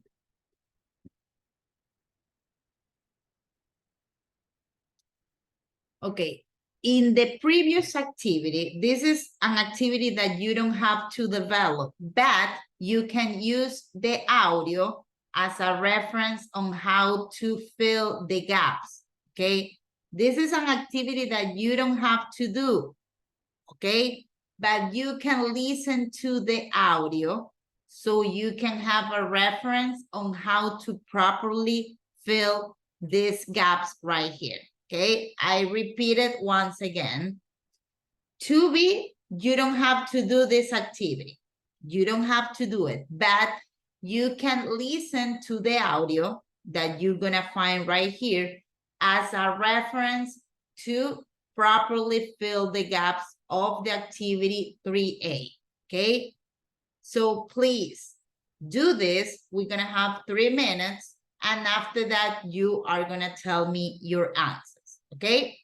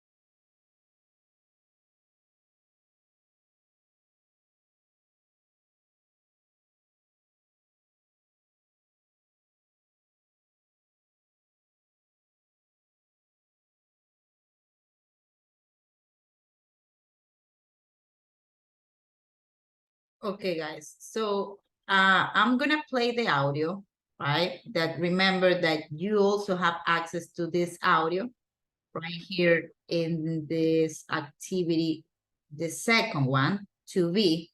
But I'm gonna play it so you can check the audio reference to complete each of these gaps, okay? So pay attention. 1.55. Olivia. Excuse me, do you have a moment? Yes, sure. Where are you going? To Nicaragua. For a holiday? No, I'm going to do voluntary work. I'm going to teach English to young children. Where exactly in Nicaragua are you going? To a town called Esteli. It's about 150 kilometers from Managua. How long are you going to be there for? I'm going to be in Esteli for 6 weeks, and after that, I'm going to travel around Nicaragua for a month. That sounds amazing. Yes, I'm really looking forward to it. Are you feeling nervous at all? A bit, because I don't speak much Spanish. But they're going to give us a 40-hour language course when we arrive, so I hope that's enough to start with. Well, good luck and have a great time. Thanks. I'm sure it's going to be a fantastic experience. Matthew. Okay, with that first part, you were able to fill this one and this one. So, Monica, according to you, what's the proper answer for number 1? I'm going to take English to young children. Correct. Great listening skills. I'm going to teach English to young children. Thank you very much, Monica. Now, what about the next one? Isabel Almeida, number 2. How long are you going to be there for? Correct. How long are you going to be there for? Thank you very much, Isabel. So now let's complete the remaining ones, okay? In order to do this, you will need to listen the next ones, okay? Excuse me, do you have a moment? Yeah, okay. Where are you going? To Australia. That's a long flight. Are you going to stop on the way? No, I'm going direct to Melbourne. Why Melbourne? I'm going to work there. I'm a model and we're going to do a photo shoot for a magazine. That sounds exciting. What kind of clothes are you going to model? Winter clothes for next season. It's winter in Australia now, so it's going to be quite cold.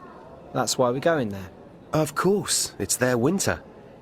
How cold do you think it's going to be? I'm not quite sure. About 8 or 9 degrees during the day and colder at night, I suppose. Well, have a good trip. And I hope the photos are fabulous. Thanks. Lily. Okay, so right there with that information, you are going to be able to fill the next gap. So for that, I'm gonna ask Sandra Santin. So Sandra, can you please read sentence number 3? It's winter in Australia now, so it's quite cold. Correct. So it's quite cold. So remember that right here, you need to add the prediction, right? This is the future tense. So it's correct, but you need to add something more, Sandra. What do you think is the next part? It's going. Correct. It's going to be quite cold. Correct. Thank you very much, Sandra. Now, let's hear the next part of the interview, so we can fill the last 2 gaps. Excuse me, do you have a moment? Okay, sure. Where are you going? To Budapest. Why are you going there? I'm going to a conference. So it's a work trip? Yes, but I'm also going to see an old friend there. Actually, an old boyfriend. Someone I went out with a long time ago. When did you decide to meet up again? Well, I knew he was working at Budapest University, So when the conference came up about a month ago, I got in touch with him on Facebook. Is he going to meet you at the airport? I don't think so, but who knows? How do you feel about it? Quite excited. It's going to be strange meeting again after all these years. Well, good luck. I'm sure you're going to have a great time. And enjoy the conference too. Thanks very much. Okay, do I have any volunteer for number 4?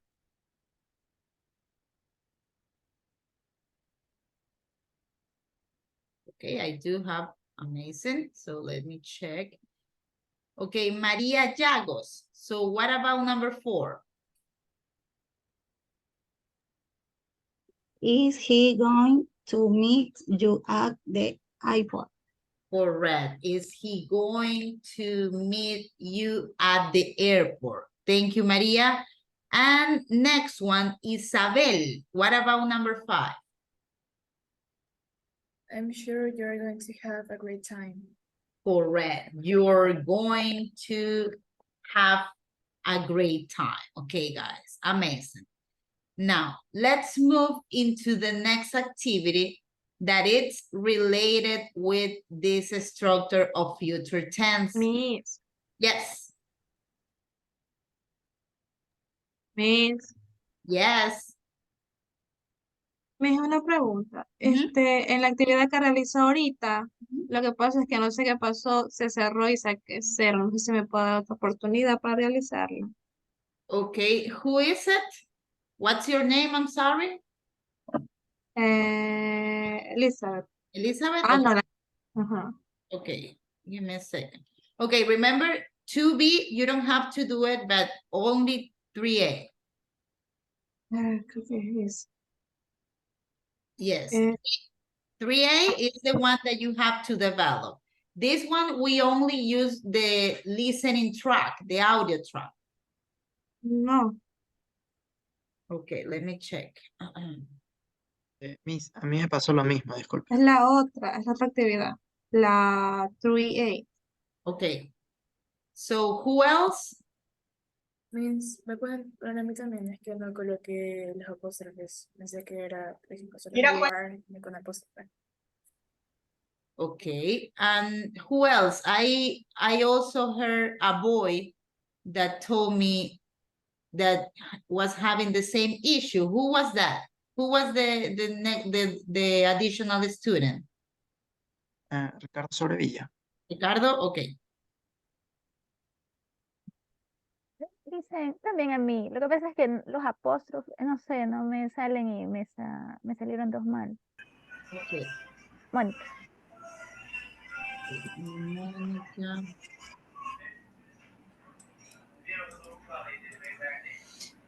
A mí también me podría ayudar modificando para poderlo hacer nuevamente. Okay. También Acosta. Cañizares.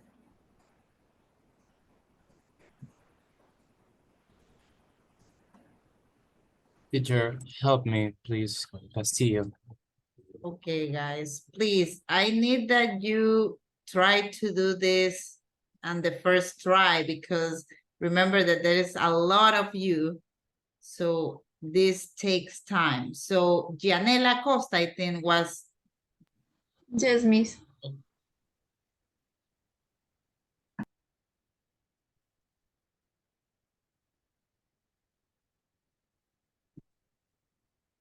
Okay, guys.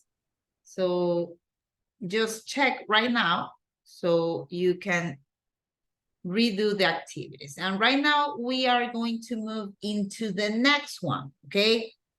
So right here. Cañizares también le ayudo. Disculpe. Yes, I did. Okay. Okay, so right here you have an explanation similar to the one that I already said, right? You can double check always this, that this is also a resource that you have in the Moodle platform. So the next activity that we will do is this one, Grammar Bank 1A. So please click into this activity, Grammar Bank 1A, just below the explanation. complete with going to plus a verb. Right here, you're gonna have 2 attempts. So if you make a mistake in the first one, you can redo the activity.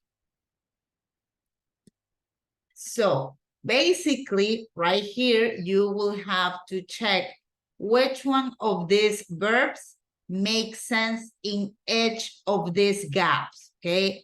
And of course, remember, you have to add also the verb to be plus going to and then the verb. So the possible verbs are be, cook, do, get, not go. This means that it's negative. Learn, negative, not listen. See and stay. Okay, for example, the first one, it's already done. What film are you going to see tonight? So right here you have the verb to be, you have going to, and you have the verb see. So your duty right now is to complete the remaining sentences. Okay, so please, let's have 3 minutes to do this. And after that, we will check the answers.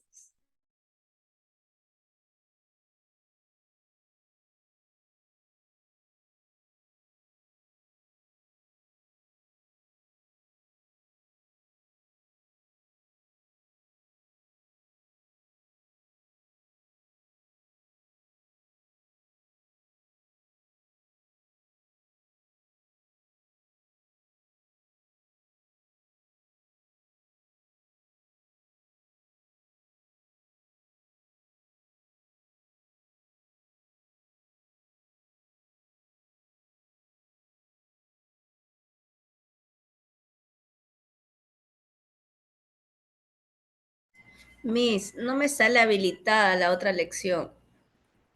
Okay, let me check. Is anybody else having the same issue? Dicen, a mí tampoco me sale habilitado. Okay, let me check.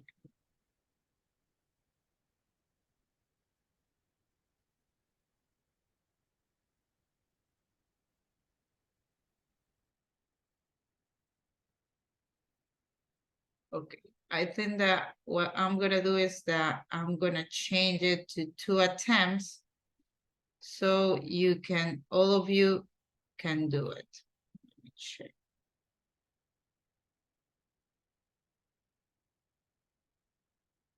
Okay, now can you please check and let me know if you are able to access to the activity?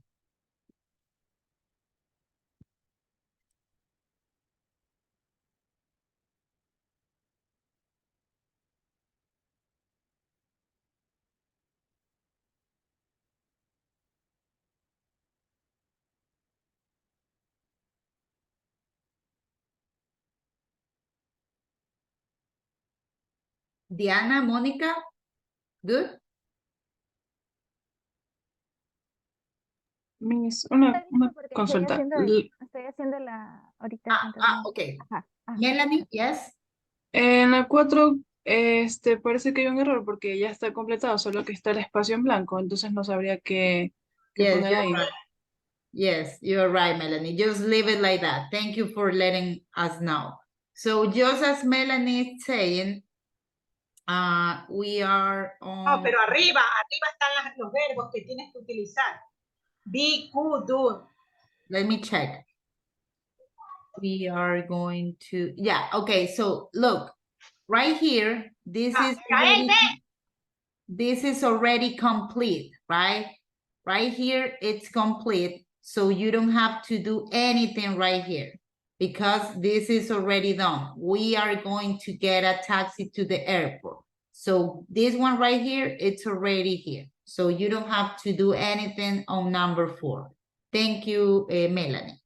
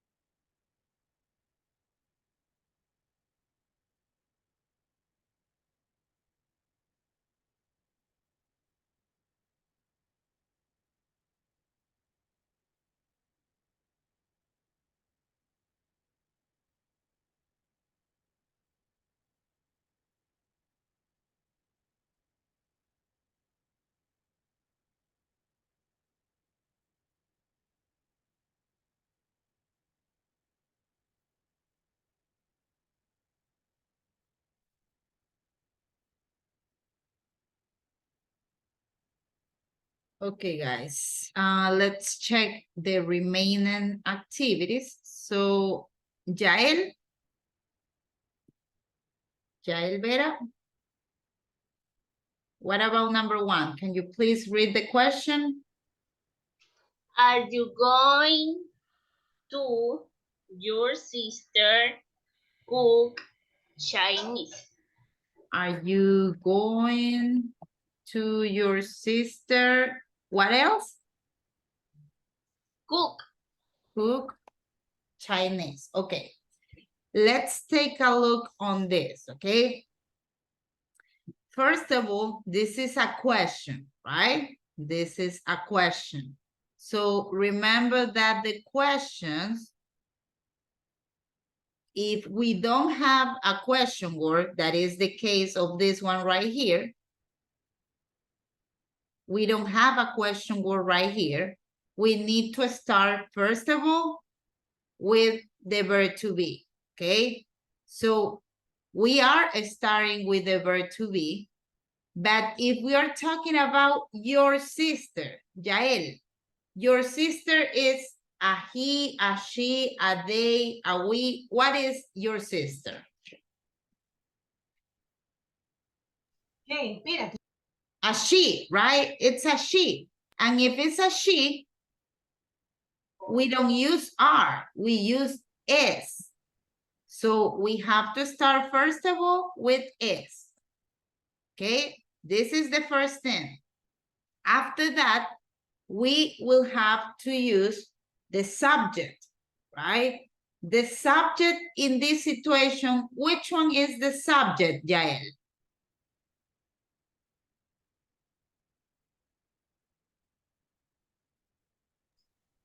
Yael, Sí. what's the subject in this sentence? Sí. It's she, okay, but we already have right here. This is the subject.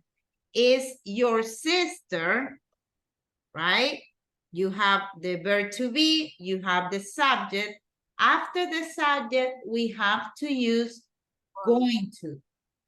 So how would you do this, Jael?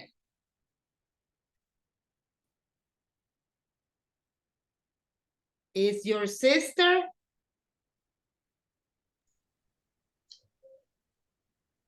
Is your sister going to cook? Going to, and okay, you're saying cook, right? I mean, I'm not saying that it's incorrect because Chinese, it's referring to like the origin of something, right? But right now, I'm not referring to food because as you see right here, you have meal right here. So cook will be better right here. The verb cook will be better right here. So it's not cook. We're talking about another Chinese thing. Learn, correct.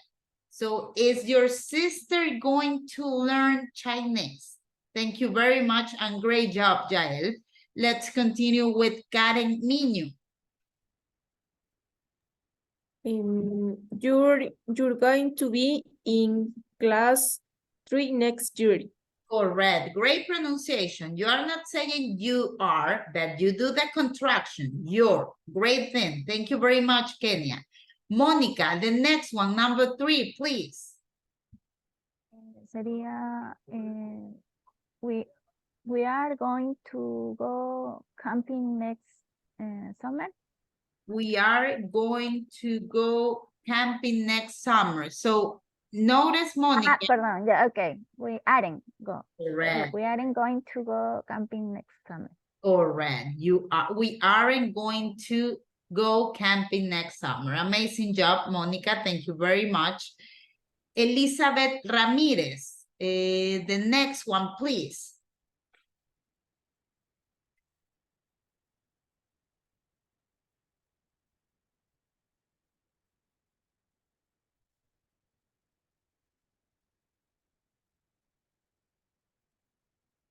Elizabeth, are you there?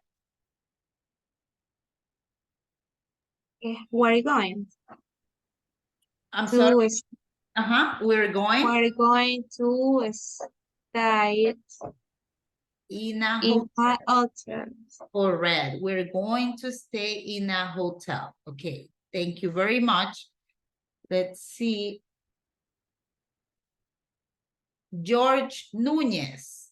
Ricardo Sobrevilla. I need that your cameras be on. Otherwise, I will have to remove you from the session. So, George, what about number 4?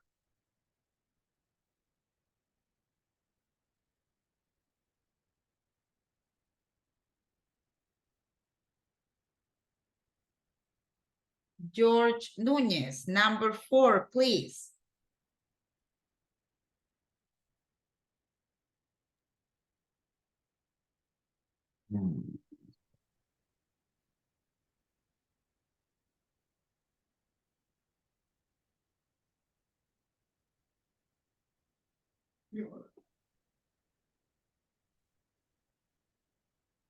George, can you hear me? Can you please tell me the answer that you think is the correct one for number 4? Esto, o sea, lo que no entiendo es que es como si estuviera, hay una R al otro lado. Yes, correct. This is already done. I'm sorry, my mistake. Can you please do number 5 instead?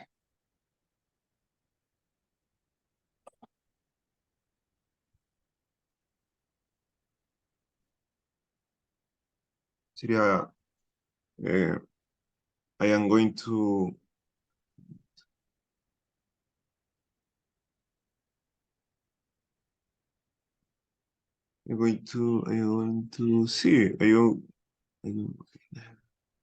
See, it's already in the sentence.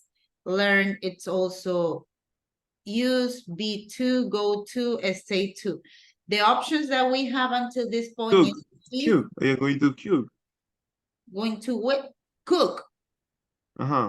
Yes, correct. I'm going to cook. What else? A wonderful meal tonight. Correct. Thank you very much, George.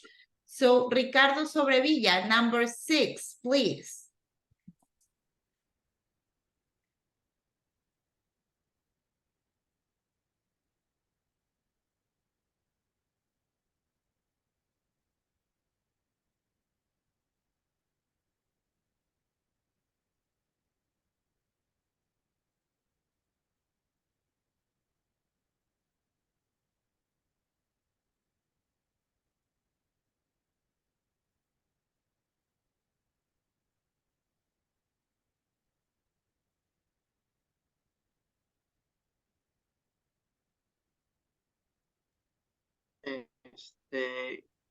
Can you can talk, but I am going to not listen to you. But I'm going to not listen to you. Okay, Ricardo. So when we were telling about this is negative, right? Because we have not listened. So whenever we use the negative structure, it goes like this. The subject, then the verb to be, and then the no, right? The negative word, then going to, and after that the verb. So right here, I'm going to not listen is not correct. Where should I be adding this not? How will be the correct way? Notice right here, it's subject, the verb to be, not, going to, and the verb. So how would you do this properly? Okay. You can talk, but I am not going to listen to you. Correct. Great job, Ricardo. Thank you very much. And finally, let's go with the last one. I'm going to ask Gianna Sanchez, number 7, please. What are you going to do when you leave school? Correct. What are you going to do when you leave school? In this case, we have a question word. So if we check the structure, we start with question word, verb to be, subject, going to, and then the verb. And that is how Jana did it. We have question word, verb to be, verb, going to, and the base form of the verb. Okay, guys? So, okay, right now, you're gonna click into this activity. Okay, if right here, look, remember that this is not well done properly, right? So my suggestion is to add anyway the answer. So what you're gonna do is that you are gonna add this, going to, we are not going to get, right? If you want to get the 10, please write this. Anyway, this is incorrect, right? But if you want to get all of your answers right, please write this. Somebody want to say something? I have a microphone on.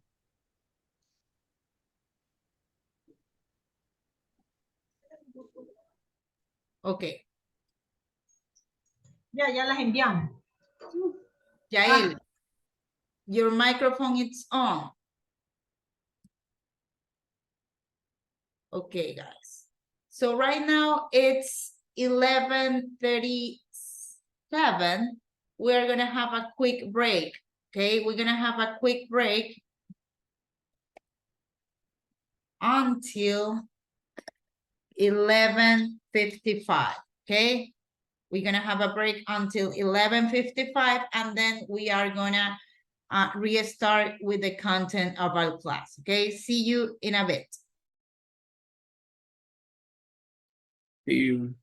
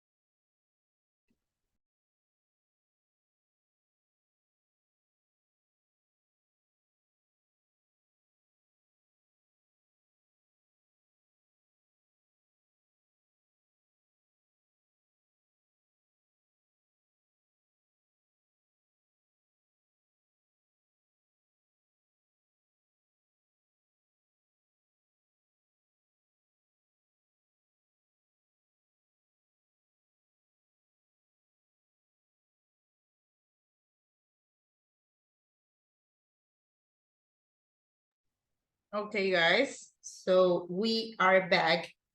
And well, as usual, I'm gonna pass the attendance of this second part of our class. So I'm gonna request to all of you to turn on your cameras so we can continue with today's class.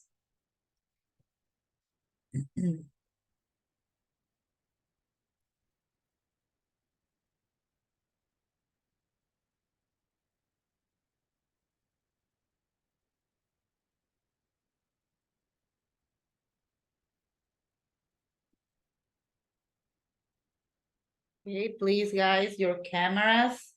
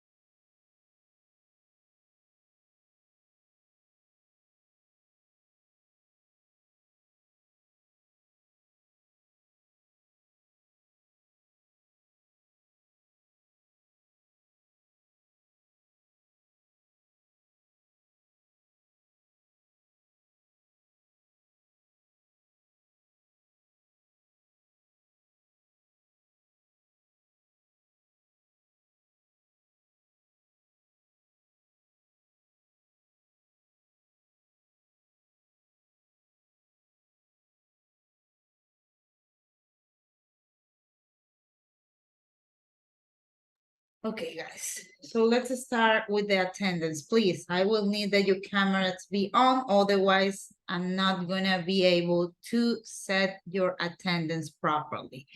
Yanela Acosta. Here. Thank you, Yanela. Franz Almache. Isabel Almeida. Here. Thank you, Isabel. Mónica Añasco. Here. Thank you, Mónica. Judith Avilés. Here. Thank you, Judith. Diana Cañizares. Here. Thank you, Diana. Elias Castillo. Present, teacher. Thank Here. you, Elias. Elias, remember that present is not the proper way to say it. That presente, it's in Spanish, right? So we don't use present in English. You can either say hello, good morning, here, hi, okay? Just keep that in mind. Thank you very much, Elias. Paulette Castillo. Paulette Castillo. Juan Diego Cedeño. Here. Thank you, Juan Diego. Okay, I'm sorry. This is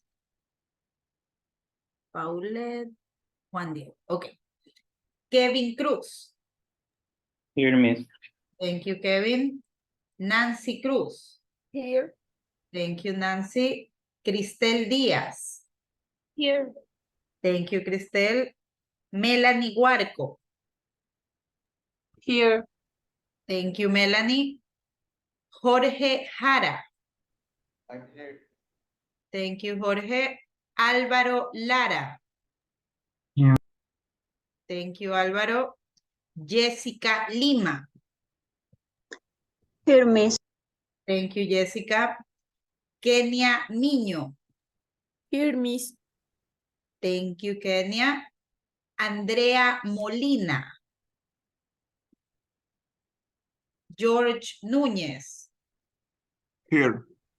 Thank you, George. Sorry, this is Dayana Moreno. Here. Thank you, Dayana. María de los Ángeles Parra. Here, miss. Thank you, María de los Ángeles. Elizabeth Ramírez. Hi, miss. Hi, Elizabeth. Byron Reyes. Cristel Saldarriaga. Hi, miss. Hi, Cristel. Thank you. Helen Romo.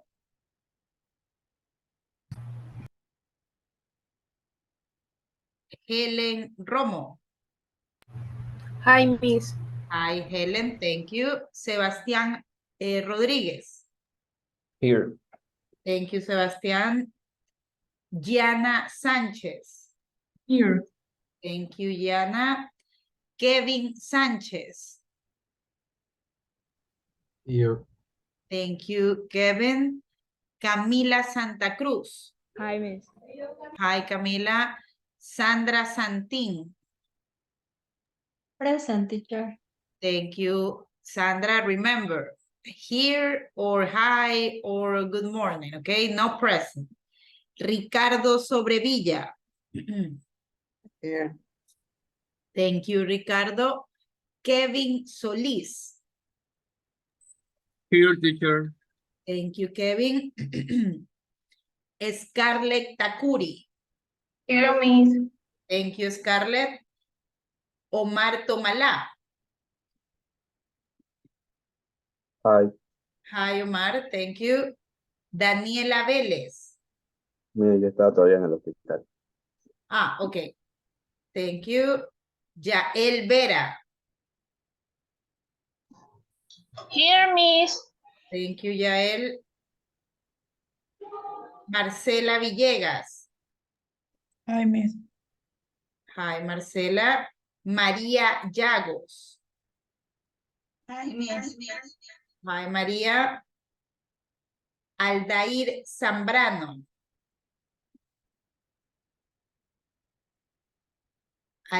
Okay, I think that Aldair texts me. Justin Zamora. Disculpe. George. Sí, yo llevo conectado desde las 10 de la mañana. Solo tengo asistencia en la última hora, o sea, en el último recuadro. Sí, yo paso asistencia en 2 momentos de la clase. Si tú eliges conectarte después de la primera vez, pues lamentablemente no te puedo poner la asistencia. No, o sea, la primera hora ya está bien, pero yo desde las 10 sí estuve presente. Yo entiendo, pero te estoy diciendo, yo tomo la asistencia en 2 momentos en la clase. Entonces, para la próxima, por favor, procura conectarte cuando paso la clase en la primera. O sea, pero entonces la primera asistencia equivale a cuántos casilleros. La primera equivale a lo que yo estoy trabajando. No sería justo para el resto de tus compañeros que yo interrumpa cuando tú ingresas recién 10 de la mañana, 1 hora después de que tomo la asistencia, para ponerte la asistencia. Entonces, por eso es que ves reflejado de esta manera el casillero.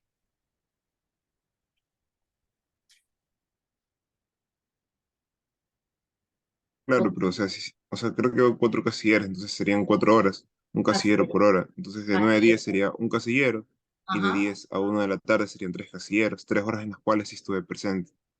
Entiendo, pero también te estoy diciendo, George, te dije de la cámara, estaba apagada. La prendiste. Sí contesté, sí participé en varias ocasiones, Pero tenías la cámara apagada, George. pero la prendí. A ver, te estoy hablando de que yo no puedo pasar la asistencia cada vez que alguien de ustedes ingresa. Los dejo ingresar, sí, para que no se pierdan el contenido. Pero yo no puedo estar poniéndole, son cerca de 40 alumnos.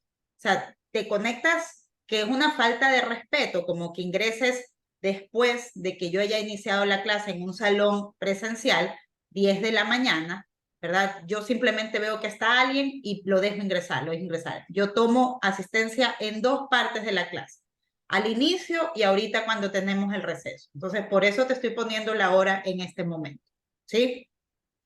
Ya sé, y por lo de la cámara, yo sí, cuando se me pide que participe, yo sí la aprendí. Ok, está bien.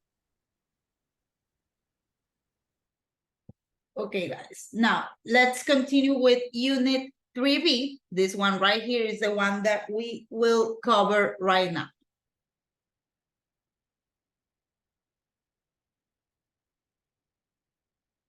this is this is unit 3B, and I'm gonna ask Maria Llagos. Maria, can you please read the title of this current unit? Let me again. Let's meet again. Correct. Great job, Maria. So right here into the grammar section, we also gonna cover present continuous. But in this case, we are gonna focus the present continuous for future arrangements, okay? Now, into the vocabulary section, we will check verbs plus preposition. Examples of this: arrive in, okay? And into the pronunciation section, we will check sounding friendly, okay? Like some language that will allow us to sound friendly instead of sound rude. Now, the first activity that we will cover into this unit, it's basically related with numbers and dates, okay? So I'm gonna give you a couple of seconds so you can tell me how you can say these dates. We have date number 1, date number 2, date number 3, date number 4, date number 5, and date number 6. Okay, so take a look, and if anybody wants to tell me how to properly say these dates, raise your hand.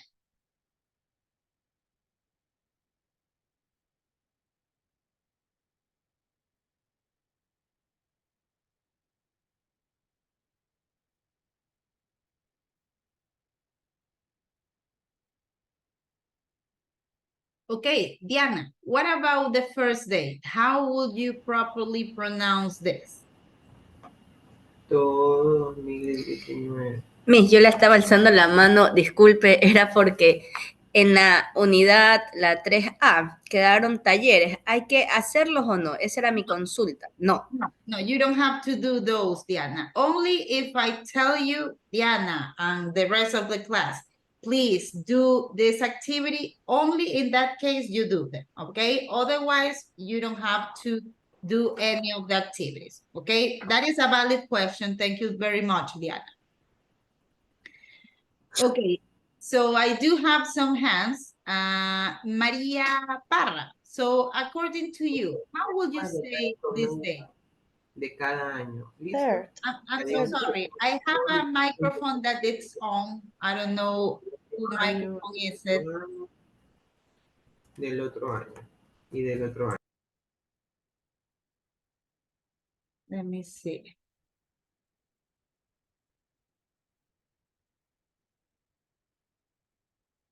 Okay, I think that microphone is off already. Okay, Maria, can you please tell me how would you say this first day? 3rd May. Correct. That is the correct way. You can say the 3rd of May. Notice that right here, we don't say 3 of May because the ending is RD. So this is ordinal numbers. Remember that we have cardinal numbers and ordinal numbers. So we don't, I'm sorry, let me write this down right here. So we have, let me check. Let me move this right here, and we have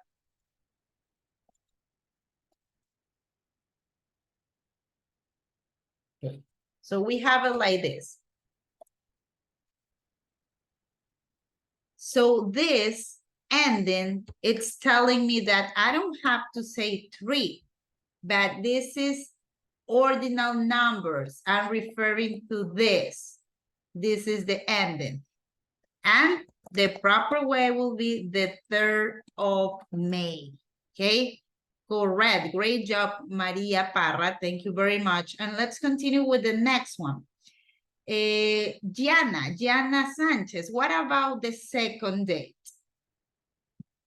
12 August 2012.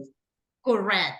Now, remember that usually we have to start with the, okay? In this kind of situation when we use ordinal numbers, right?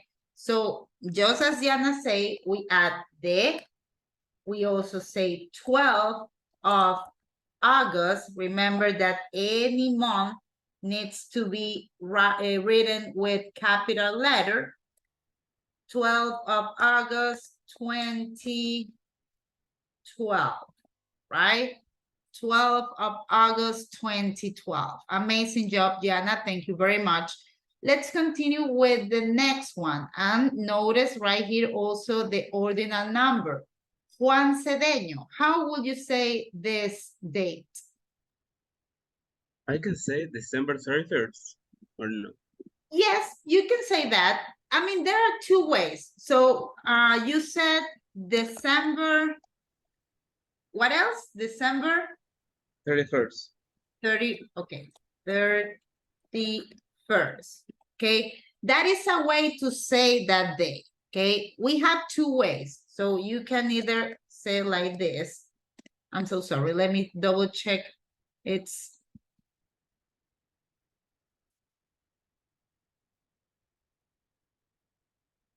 okay, so this is the day that I'm asking you to describe, right?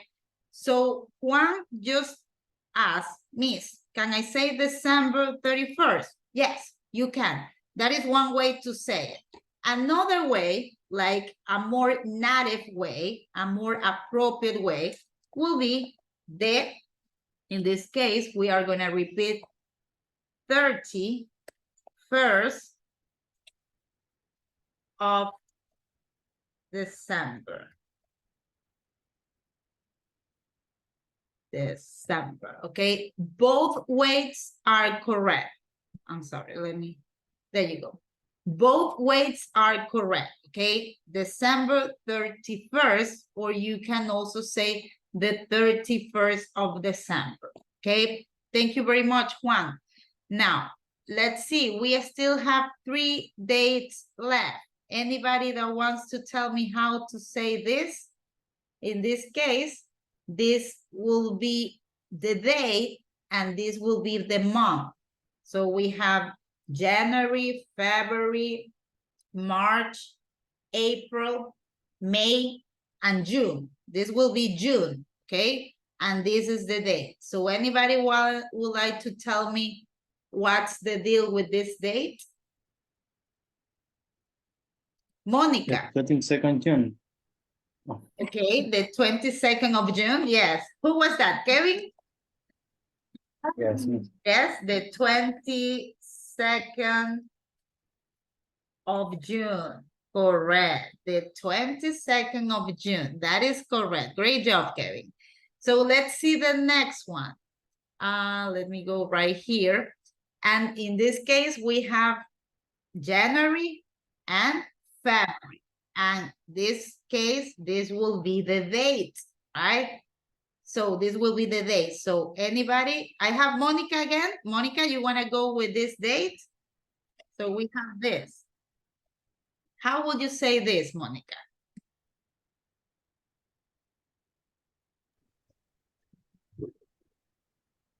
Remember something, I'm going to tell you something about ordinal and cardinal numbers, right? We have one, the ordinal number, it's going to be first. 2, the ordinal number, it's going to be second. In the case of 3, we're going to have third. In the case of 4, I'm sorry, we're going to have fourth. And in the case of 5, we are going to have fifth. So right here, it's 5, but in ordinal, and this is the month. How would you do this, Monica? The 5th of February. Correct, the 5th of February. Just remembered something. Probably this is a good way to remember. In United States, in New York, you have the 5th Avenue, right? La Quinta Avenida. So it's the 5th Avenue. Remember that in case that sometimes you get confused, either to say the 5th Avenue, that doesn't exist, it's the 5th Avenue, okay? Great job, Monica, thank you very much. And we have the last one. This is pretty easy, okay? So if anybody want to tell me which one is the right way to say this day, feel free to say it. Cristel, how would you say this? ¿Lo digo? Okay. Yes. 20th July 1998. Correct. The 20th of July. The 20th of July, 1998. Correct. Great job, guys. Thank you very much. We always have some issues with the dates and with the numbers, but believe me, you need to practice. That's it, okay?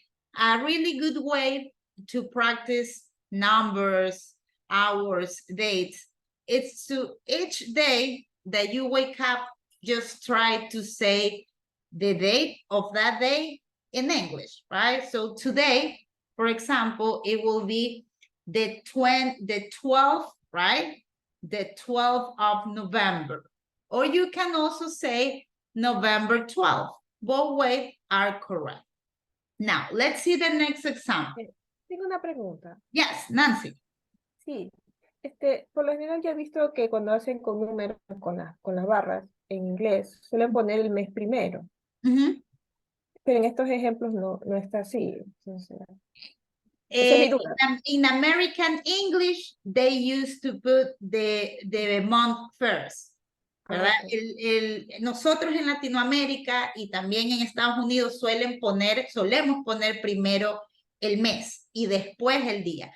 Pero en inglés británico, en Europa, se suele poner primero el día y después el mes, ¿no? Okay. Para mí hasta ahorita eso es un misterio. A veces, por ejemplo, yo veo mi licencia y tengo que ver de verdad cuándo fue que la saqué, porque me confunde, tengo 6 y 9, y digo, ¿será junio, será septiembre? ¿Cuál de los dos? Entonces, sí se puede dar ese tipo de confusión dependiendo la región en donde se ponga la fecha, ¿sí?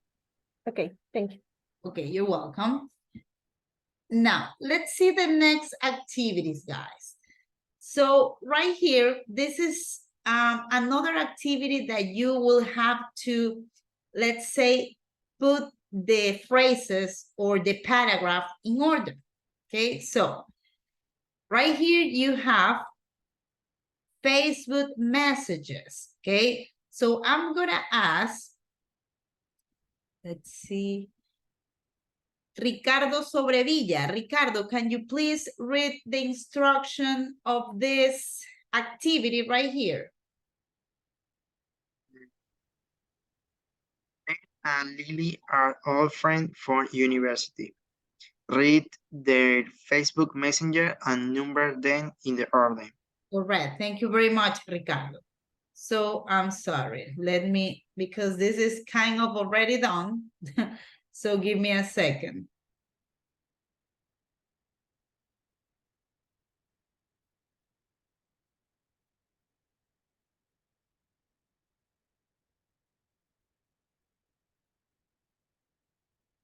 Okay, now we go. Let me share my screen once again. And there you go. So right here you have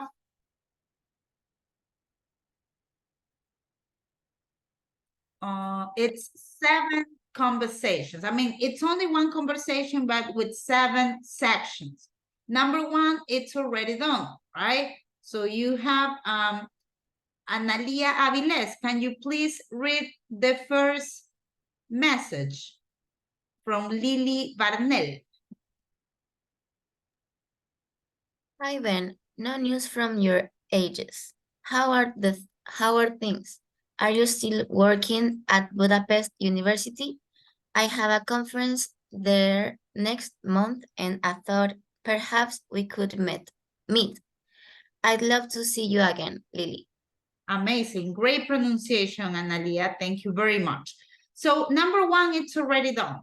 it's up to you right now to check what's the order of the conversation. Of course, if Lily is writing first, the next option will be any of these messages from Ben, right? And so on. So that is the activity right here. So let's have 3 minutes so you can have a better understanding on how to put in order these conversations, okay?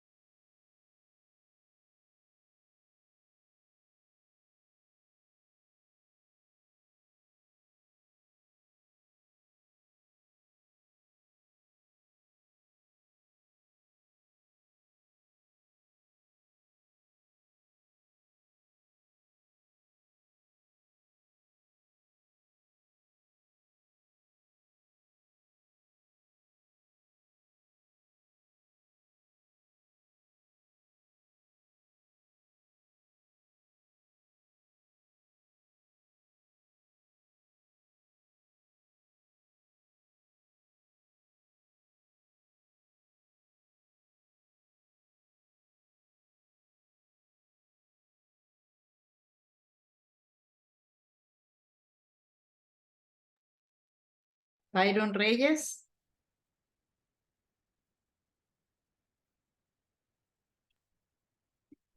You means? Byron, I need that you turn on your camera. I noticed that you just joined the session, but I need that you turn on your camera in order to remain or stay in the session, okay? Thank you.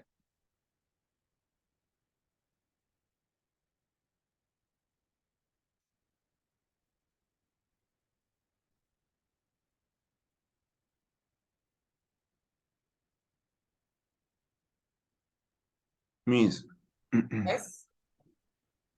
en la actividad que estamos ahorita, como que se me bugueó y se me cerró, entonces no pude terminarla de hacer y por ende se quedó abajo. ¿Será que puedo hacer de nuevo? Yes, let me delete your attempt so you can go into the activity once again. Okay, give me a second.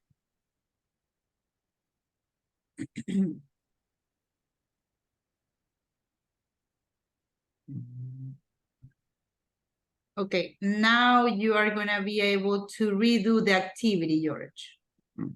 Ben and Lily are all friends from university. Read their Facebook messages and number them. ¿Se me escuchó? Yes, no, I mean, I was telling you, George, that right now you are gonna be able to redo the activity. I already delete your attempt because you told me that it bugged, se bugueó, right? So I delete the attempt and right now you are gonna be able to do the activity once again, okay? Okay. Okay, guys, so let's check your answers, okay? So number one, it's already done, okay? So I have Melanie. Melanie, according to you, which one is number two? Can you please read the paragraph? Lo puse un poquito más grande, por favor. There you go. Yeah. Lily, great to hear from you. Yes, I'm still at the university here and it's going very well. Budapest is a wonderful city to live in. When exactly is the conference? Correct. Great pronunciation, Melanie. Thank you very much. Let's continue with number three, Jael.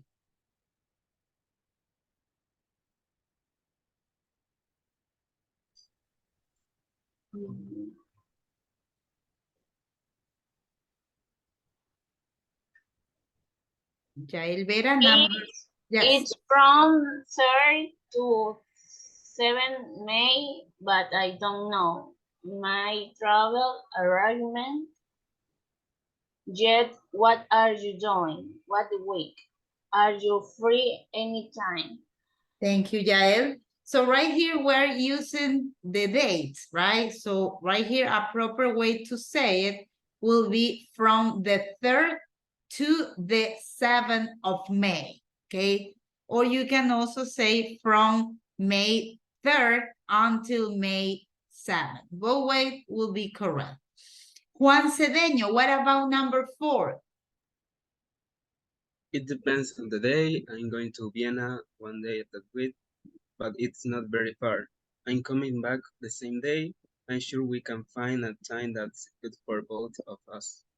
Correct. Great job, Juan. Kenya Miño, what about number 5, Kenya? Okay, why don't your phone me near the time? At the end of April, then we can fix a day and the time to meet. I know a great restaurant. Okay, Kenya, remember that we were on number 4, right? This is the one that Juan just read. So since it's a conversation, it's not possible that Ben, once again, it's replying. So in this case, it will be either this one right here or this one right here. Which one do you think fits better after number 4? That is Ben's answer. Great. Yes, great. Can you please read the text? Great. I am going to book my tickets tomorrow and then I can let you know my flying times. Correct. Thank you very much, Kenya. Now, Monica, what about number 6? Okay, write down your phone near the time and then of April, they went fit a day and time to meet. I know the great restaurant. Correct. This is April, remember, okay? April, thank you very much. And finally, Nancy, number 7. Fantastic. I can't wait. Correct. Thank you very much, Nancy. So that is the correct order of this conversation, okay? Once again, this is basically, this kind of activities will help you to know how to make sense, right? Right here, it's about reading. Right here, it's about understanding the conversation, okay? So just click into finish the attempt so you can register your activity. Anybody said miss? No? Okay. Now, we are gonna check some words that we have been using right here. We are gonna be doing, give me a second. It will be this one right here. Match the words and phrases to the meaning, 1D. Okay, we already did this activity. We are going to move into 1D.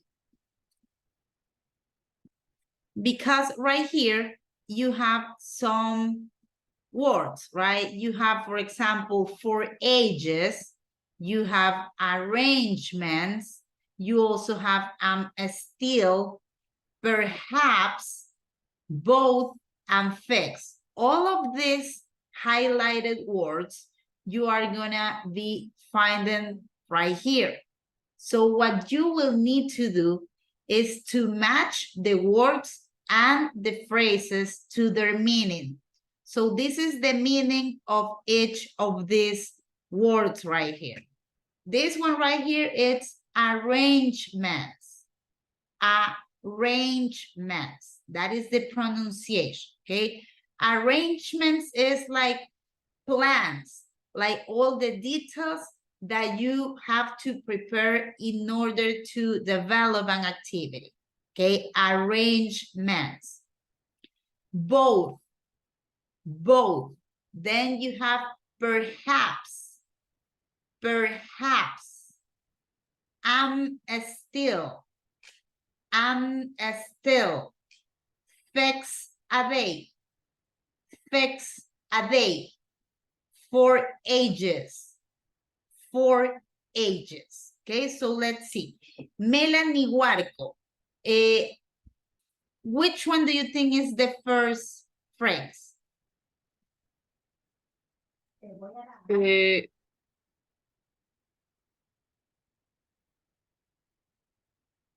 For a long time. For ages. Yes, correct. For ages. It's like, for example, Melanie, we are on the street walking, right? And I haven't seen you in a long time. So an expression will be, Melanie, what's with your life?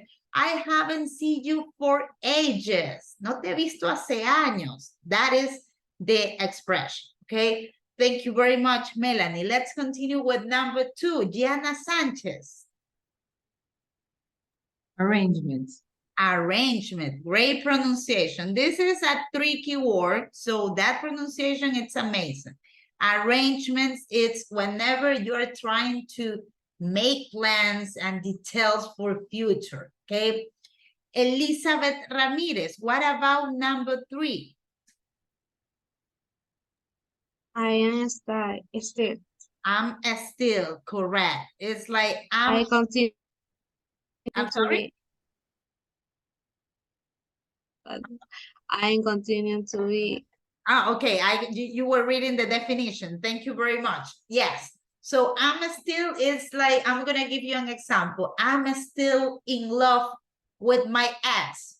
That is not happening, but it's only an example, right?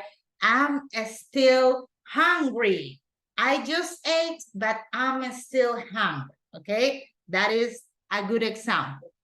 Now, let's continue with number 4. Who was the previous? Elizabeth, you already told me number 3, right? So I'm gonna go with Monica. Monica, number 4, please.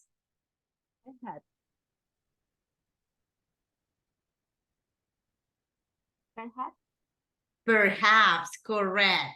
So perhaps it's the same thing of using maybe, right? For example, maybe we are going to go to Salinas next week, right? But instead of saying maybe, I can use perhaps. It's a more formal word, right? It's like a bit complex word. You can say, perhaps I'm going to, I don't know, going to eat to Chili's.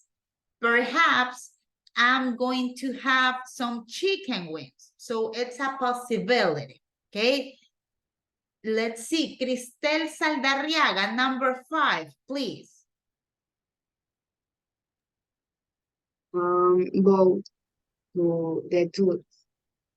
Both, correct, both. So both, it's like, for example, I will say, Kevin and Analia, you both students, you are already approved in the course, okay? Another thing, I like seco de chivo and I like guatita. I like both. So those two things I like, okay? So it's to say ambos, that's it.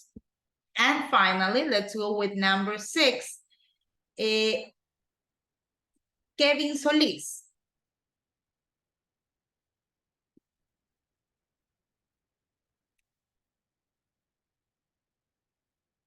Hi, teacher. Fix a day. Correct. Fix a day.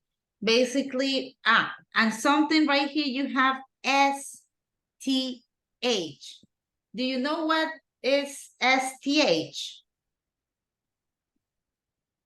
This is an abbreviation. It's an abbreviation of something. Okay. So this is short, yes, short for something. So whenever you see STH, it's the same thing as something. It's similar in Spanish, right? Instead of saying por qué, sometimes we use like this. So same thing happens in English. So fix a day.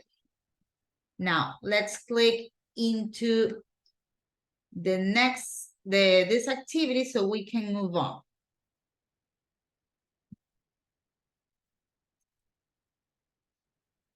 Now, we have the next activity that it's related with a phone call. So we are going to do that right now. We have a listening activity, an audio track, and right here I'm going to ask Byron Reyes. Byron, can you please read the text? Your camera is not on, Byron. If your camera is not on all the time, I will need you to remove you from the session. So, Byron, can you please read the instruction?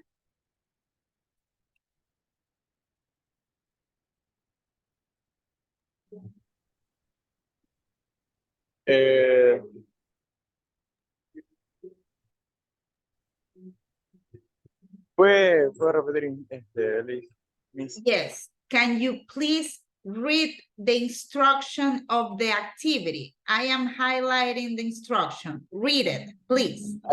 Okay. Lily phones being living at means listening and complete her big delete. Okay, thank you, Byron. So Lily phones Ben, right? We have 2 participants right here and leaves him a message. Listen and complete her flight details. So Lily, she has a flight to take. Probably she's flying to Nicaragua, flying to Punta Cana, I don't know, right? And she calls Ben, and apparently Ben is not answering. So because of that, she left him a message. So right here in this audio, you are going to hear flight details, such as what's the date of arrival, what's the destination, all of that are details. So please play the audio and try to complete right here. Notice that you have the first letter of each word. For example, right here will be Saturday. We already have S, okay? So listen to that. Let's have 3 minutes and then we will check your answers.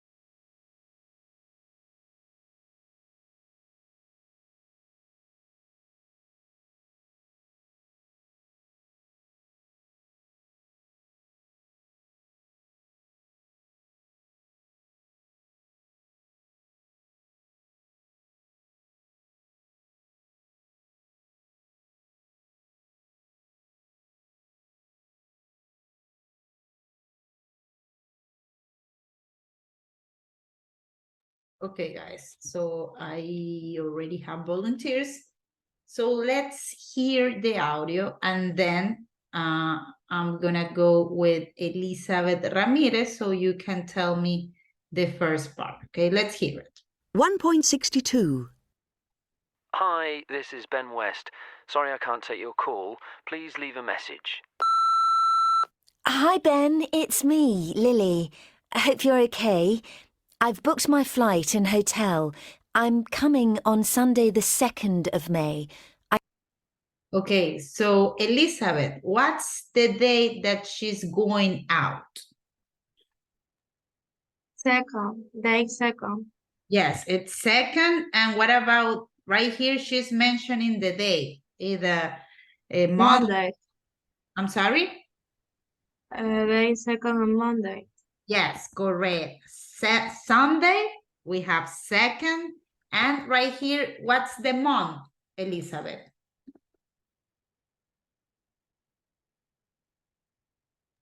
Monday. No, Monday, it's not a month. Right here, it's a month. We have January, February, March, July. So right here, Sunday, it's the day. Right here, we have the 2nd Sunday, and right here, we need a month. So what's the month? What month do we have that start with M? Let's hear it, okay? Hi, Ben. It's me, Lily. I hope you're okay. I've booked my flight and hotel. I'm coming on Sunday, the 2nd of May. Sunday, the 2nd of? May. May, correct. May, like the Aunt May from Spider-Man, right? Same thing, May, okay? So there we go. Let's continue with Scarlett Takuri. Let's go with the arrive at Budapest at. I couldn't get a flight on the 1st. I'm flying from Gatwick with EasyJet, and I'm arriving at Budapest Airport at 14:40. What's the hour that she is arriving, Scarlett? 14:45. It's 14, and right here you're fine, but let's hear it once again. With EasyJet, and I'm arriving at Budapest Airport at 14:40. 14, what else do you hear? 40. Correct, it's 14:40, right? So great job, great hearing, Scarlett. Byron Reyes, next one goes for you, okay? Going back, the day that she's going back. I'm going back on Saturday, the 8th, leaving at 16:35. I'm staying. Okay, so Byron, what's the day that you are hearing right here?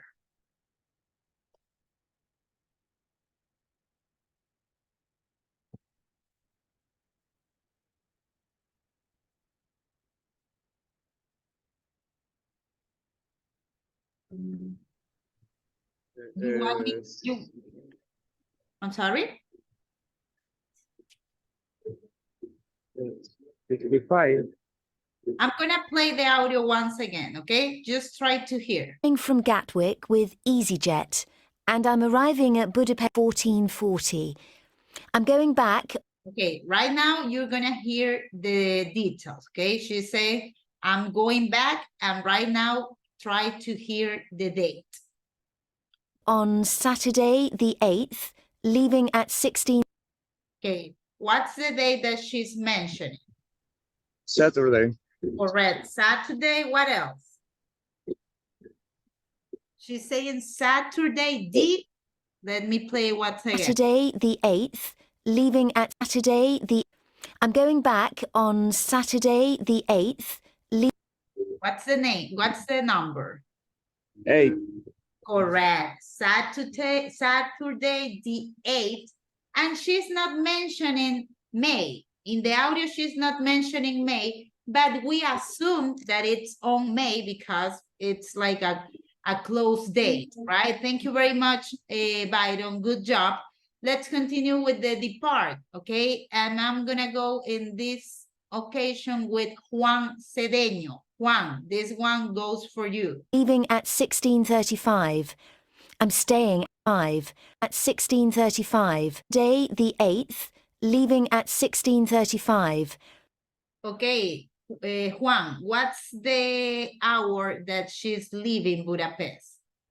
16:35. Correct, 16:35. Great job. And finally, I'm going to ask Ricardo Sobrevilla. Ricardo, yours, it's the hotel reservation, 6 nights at hotel. And right here, you're gonna hear the name of the hotel. So let's listen. I'm staying at a lovely old hotel, quite a famous one, I think. It's called the Hotel Gellert or Gellert. Okay. I'm not sure how you pronounce it, but it's Gellert. So she's mentioning the hotel and she doesn't know how to properly pronounce it, right? And to spell it. So she spelled the name. So let's hear it. And then, Ricardo, you're going to tell me what you're hearing. Leaving at 16:35. I'm staying at a lovely old hotel, quite a famous one, I think. It's called the Hotel Gellert or Gellert. I'm not sure how you pronounce it, but it's Gellert. I'm sure you know it. Okay, so Ricardo Sobrevilla, were you able to catch the name of the hotel? Jelly. What's the name? Jelly. Something like that, right? But she spelled it. She said like this. G-E-L-L-E-N-T. It's RT, correct. RT. I don't know if any of you it's fan or like you guys are into the TV show Friends, but in the show Friends we have Monica Geller and Ross Geller, right? It's without a T in that case, but it's simple. Okay, thank you very much, Ricardo, for your participation. Now, guys. Teacher. Yes. Tiene que borrar la T y la H. Yes. Where? In the eighth day. Ah, okay. Thank you very much for letting me that know. Thank you. Now, let's do the next thing really quick because it's almost already 1 p.m. Okay. And I don't know if you guys remember, but I told you that there are 3 different ways. Yes. Yes. Una pregunta, disculpe. Ajá.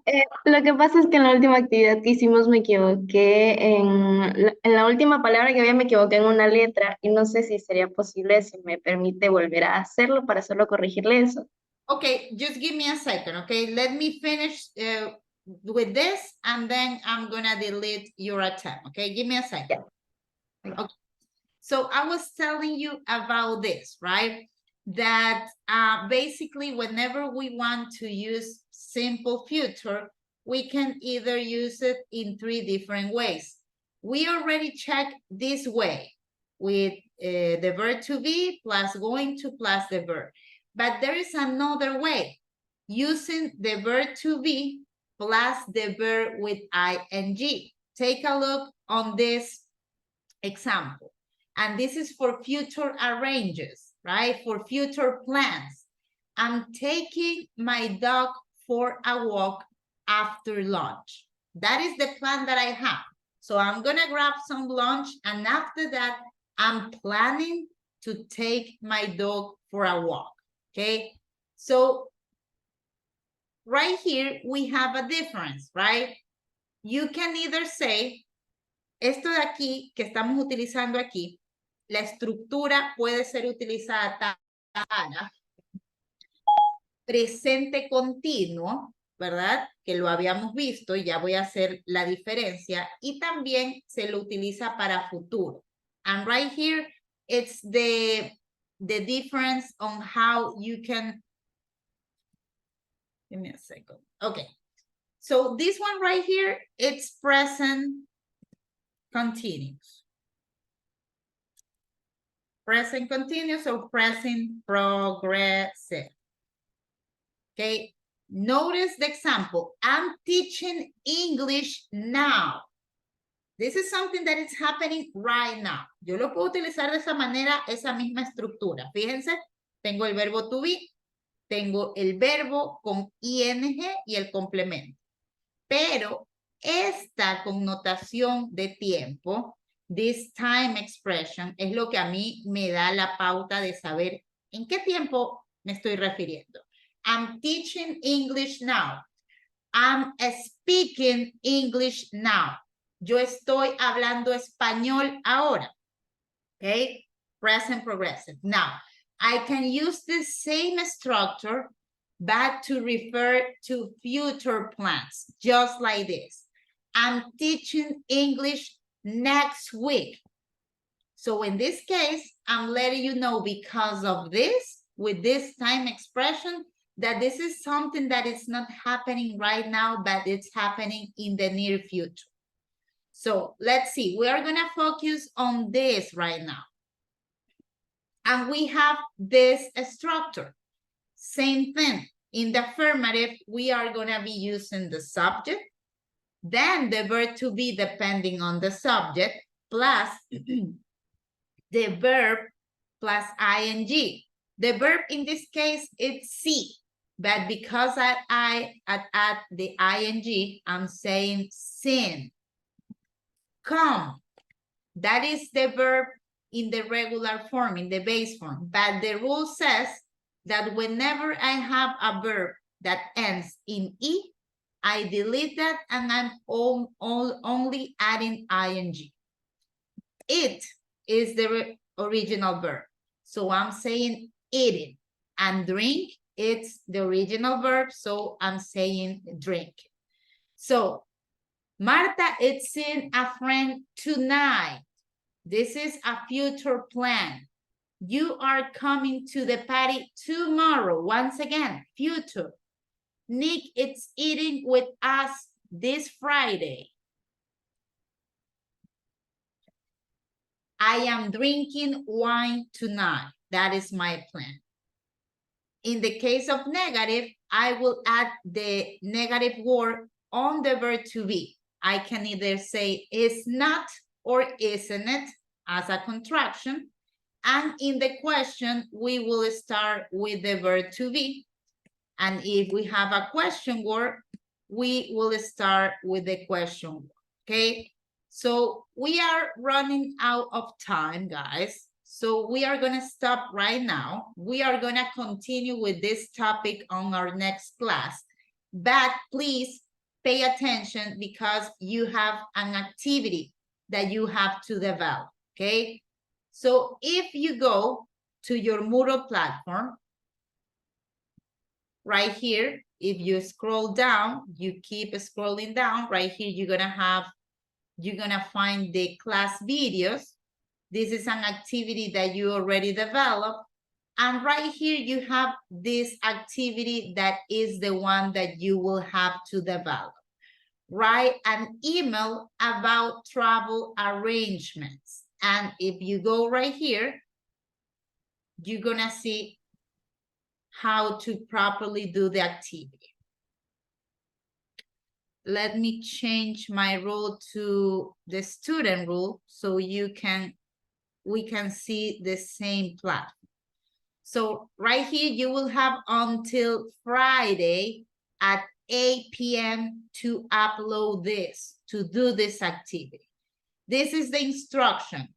Write a well-structured email where you include travel arrangements and future plans about your upcoming trip. That is the task. You will have to write an email. And this is an example, e.g., example. So for example, right here, this is something that I'm adding. You don't have to put this word or write this word in brackets. This is me telling you that you need to include a greeting. For example, dear Miranda, dear Sophia, dear Danielle. That is up to you, to the person that you decide that you will write the email to. You will need to add a body. Once again, you don't have to include the word body. This is me telling you that you need to have a well-structured email. I'm so excited about our upcoming trip to New York. I'm choosing New York in this case. You can choose Budapest, you can choose Caracas, you can choose Acapulco. That is up to you. I was checking some websites and I was able to identify some of the most interesting places we must visit. I booked tickets for the Statue of Liberty and the Empire State Building. So all of these are arrangements. This is something that I'm planning. This is something that I booked. This is something that I was checking. Let me know if you're interested in Visit Blue Box Cafe, the Tiffany's Cafe, so I can make a reservation, blah, blah, blah, continue. And do not forget about adding a conclusion. I know we are going to have an amazing time. I'm looking forward to see you. Sincerely, best regards, kisses, XOX. Any conclusion or any close that you want to add, I'm your name. Keep in mind, you don't need to upload a file. No, you don't need to upload a Word or a PDF file. No, you are gonna write the email in the Moodle platform. So if, for example, you click into agregar entrega, right here, you are gonna be able to write right here. Dear Daniel, blah, blah, blah, blah, blah, blah, and you start. I haven't add a minimum word requirement. No, there is no length. There is no like 50 words or 100 words. No, I haven't add that because, I mean, I don't think that it's necessary, but you need to focus on travel arrangements. This activity is going to be considered as part of the grading category projects. Remember that this is 20% of your final grade, okay? I'm guessing that you have questions, so please feel free to ask me any question that you have. Raise your hand if you have questions. Isabel. Sí, disculpe, pero solo hay que hacer esa actividad. Isabel, I'm not able to hear you. Can you please speak up? Perdón, sí, que fui a una pasilla porque me siento un poco mucho, pero no sé si solo es hacer actividad que había que hacer. No, that's the only activity. No te puedo escuchar muy bien, te escucho súper bajo, Isabel, y escucho como una interferencia. No sé exactamente lo que me estás diciendo, si hay otra actividad o es solo esta. Sí, solo es eso. Sí, solo es esta actividad la que hay que hacer ahorita. Esto es lo único, nada en el libro, ninguna actividad. Solo esta aquí en el mismo muro claro, ¿ok? Gracias. Okay, you're welcome, Isabel. Any other questions, please? If you have questions, feel free to raise your hand so I can solve any question that you may have. George. Una pregunta. El documento de Word compartido que se tiene, ¿nosotros tenemos acceso a ello o no? Yes, if you go to class resources, this is the link. Of course, you're not going to be able to modify or to change anything, but you can access as a guest. So you can check all of these notes right here, okay? Gracias. Okay, you can also check your grades and your attendance. And once again, you cannot modify this. This is only as a guest. You're going to be able to visualize this, only to view, not to modify. Any other questions that you may have, guys?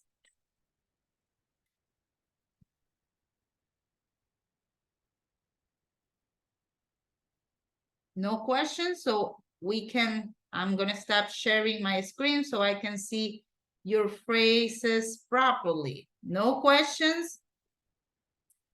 Because yesterday you were asking questions on the chat, and that's why I'm keeping asking you this. Huh? Okay, guys. So, Miss, yes, Melanie. yo tengo una, ¿me podría habilitar la última actividad? Es que todavía me equivoqué en el punto. Es una cosa, ¿cómo sé cuando uso el punto en vez de los 2 puntos para dar la hora? No sabemos, la verdad, yo también es una buena pregunta.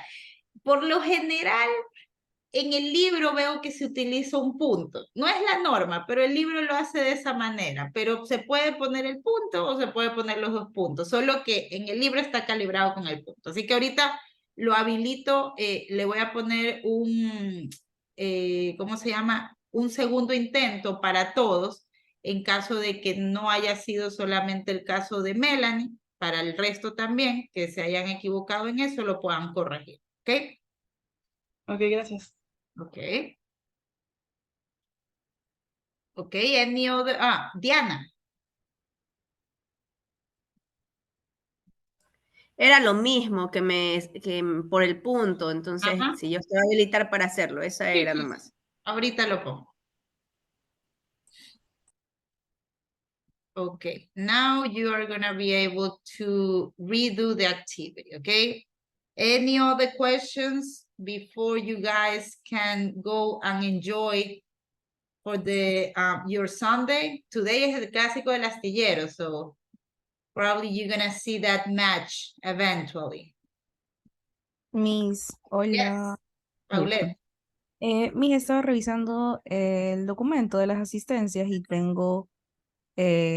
no tengo la última hora del día de hoy. Tengo el casillero rojo. I passed attendance and you were not there. So probably because of that. Yes. Okay, so just right now, let me double check, okay? Paulette, you are right here. Andrea Molina. Byron Reyes. Byron Reyes. Okay, thank you, Byron. Let me check. Byron Reyes. Okay. Aldair Zambrano, Justin Zamora.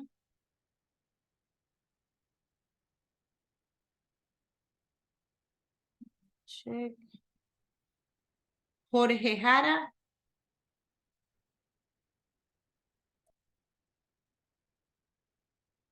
Jorge Jara. Jorge, okay. Okay, guys, so that will be it. I really appreciate your participation on today's class. Thank you very much, and I see you next weekend, okay? Have an amazing Sunday. Bye.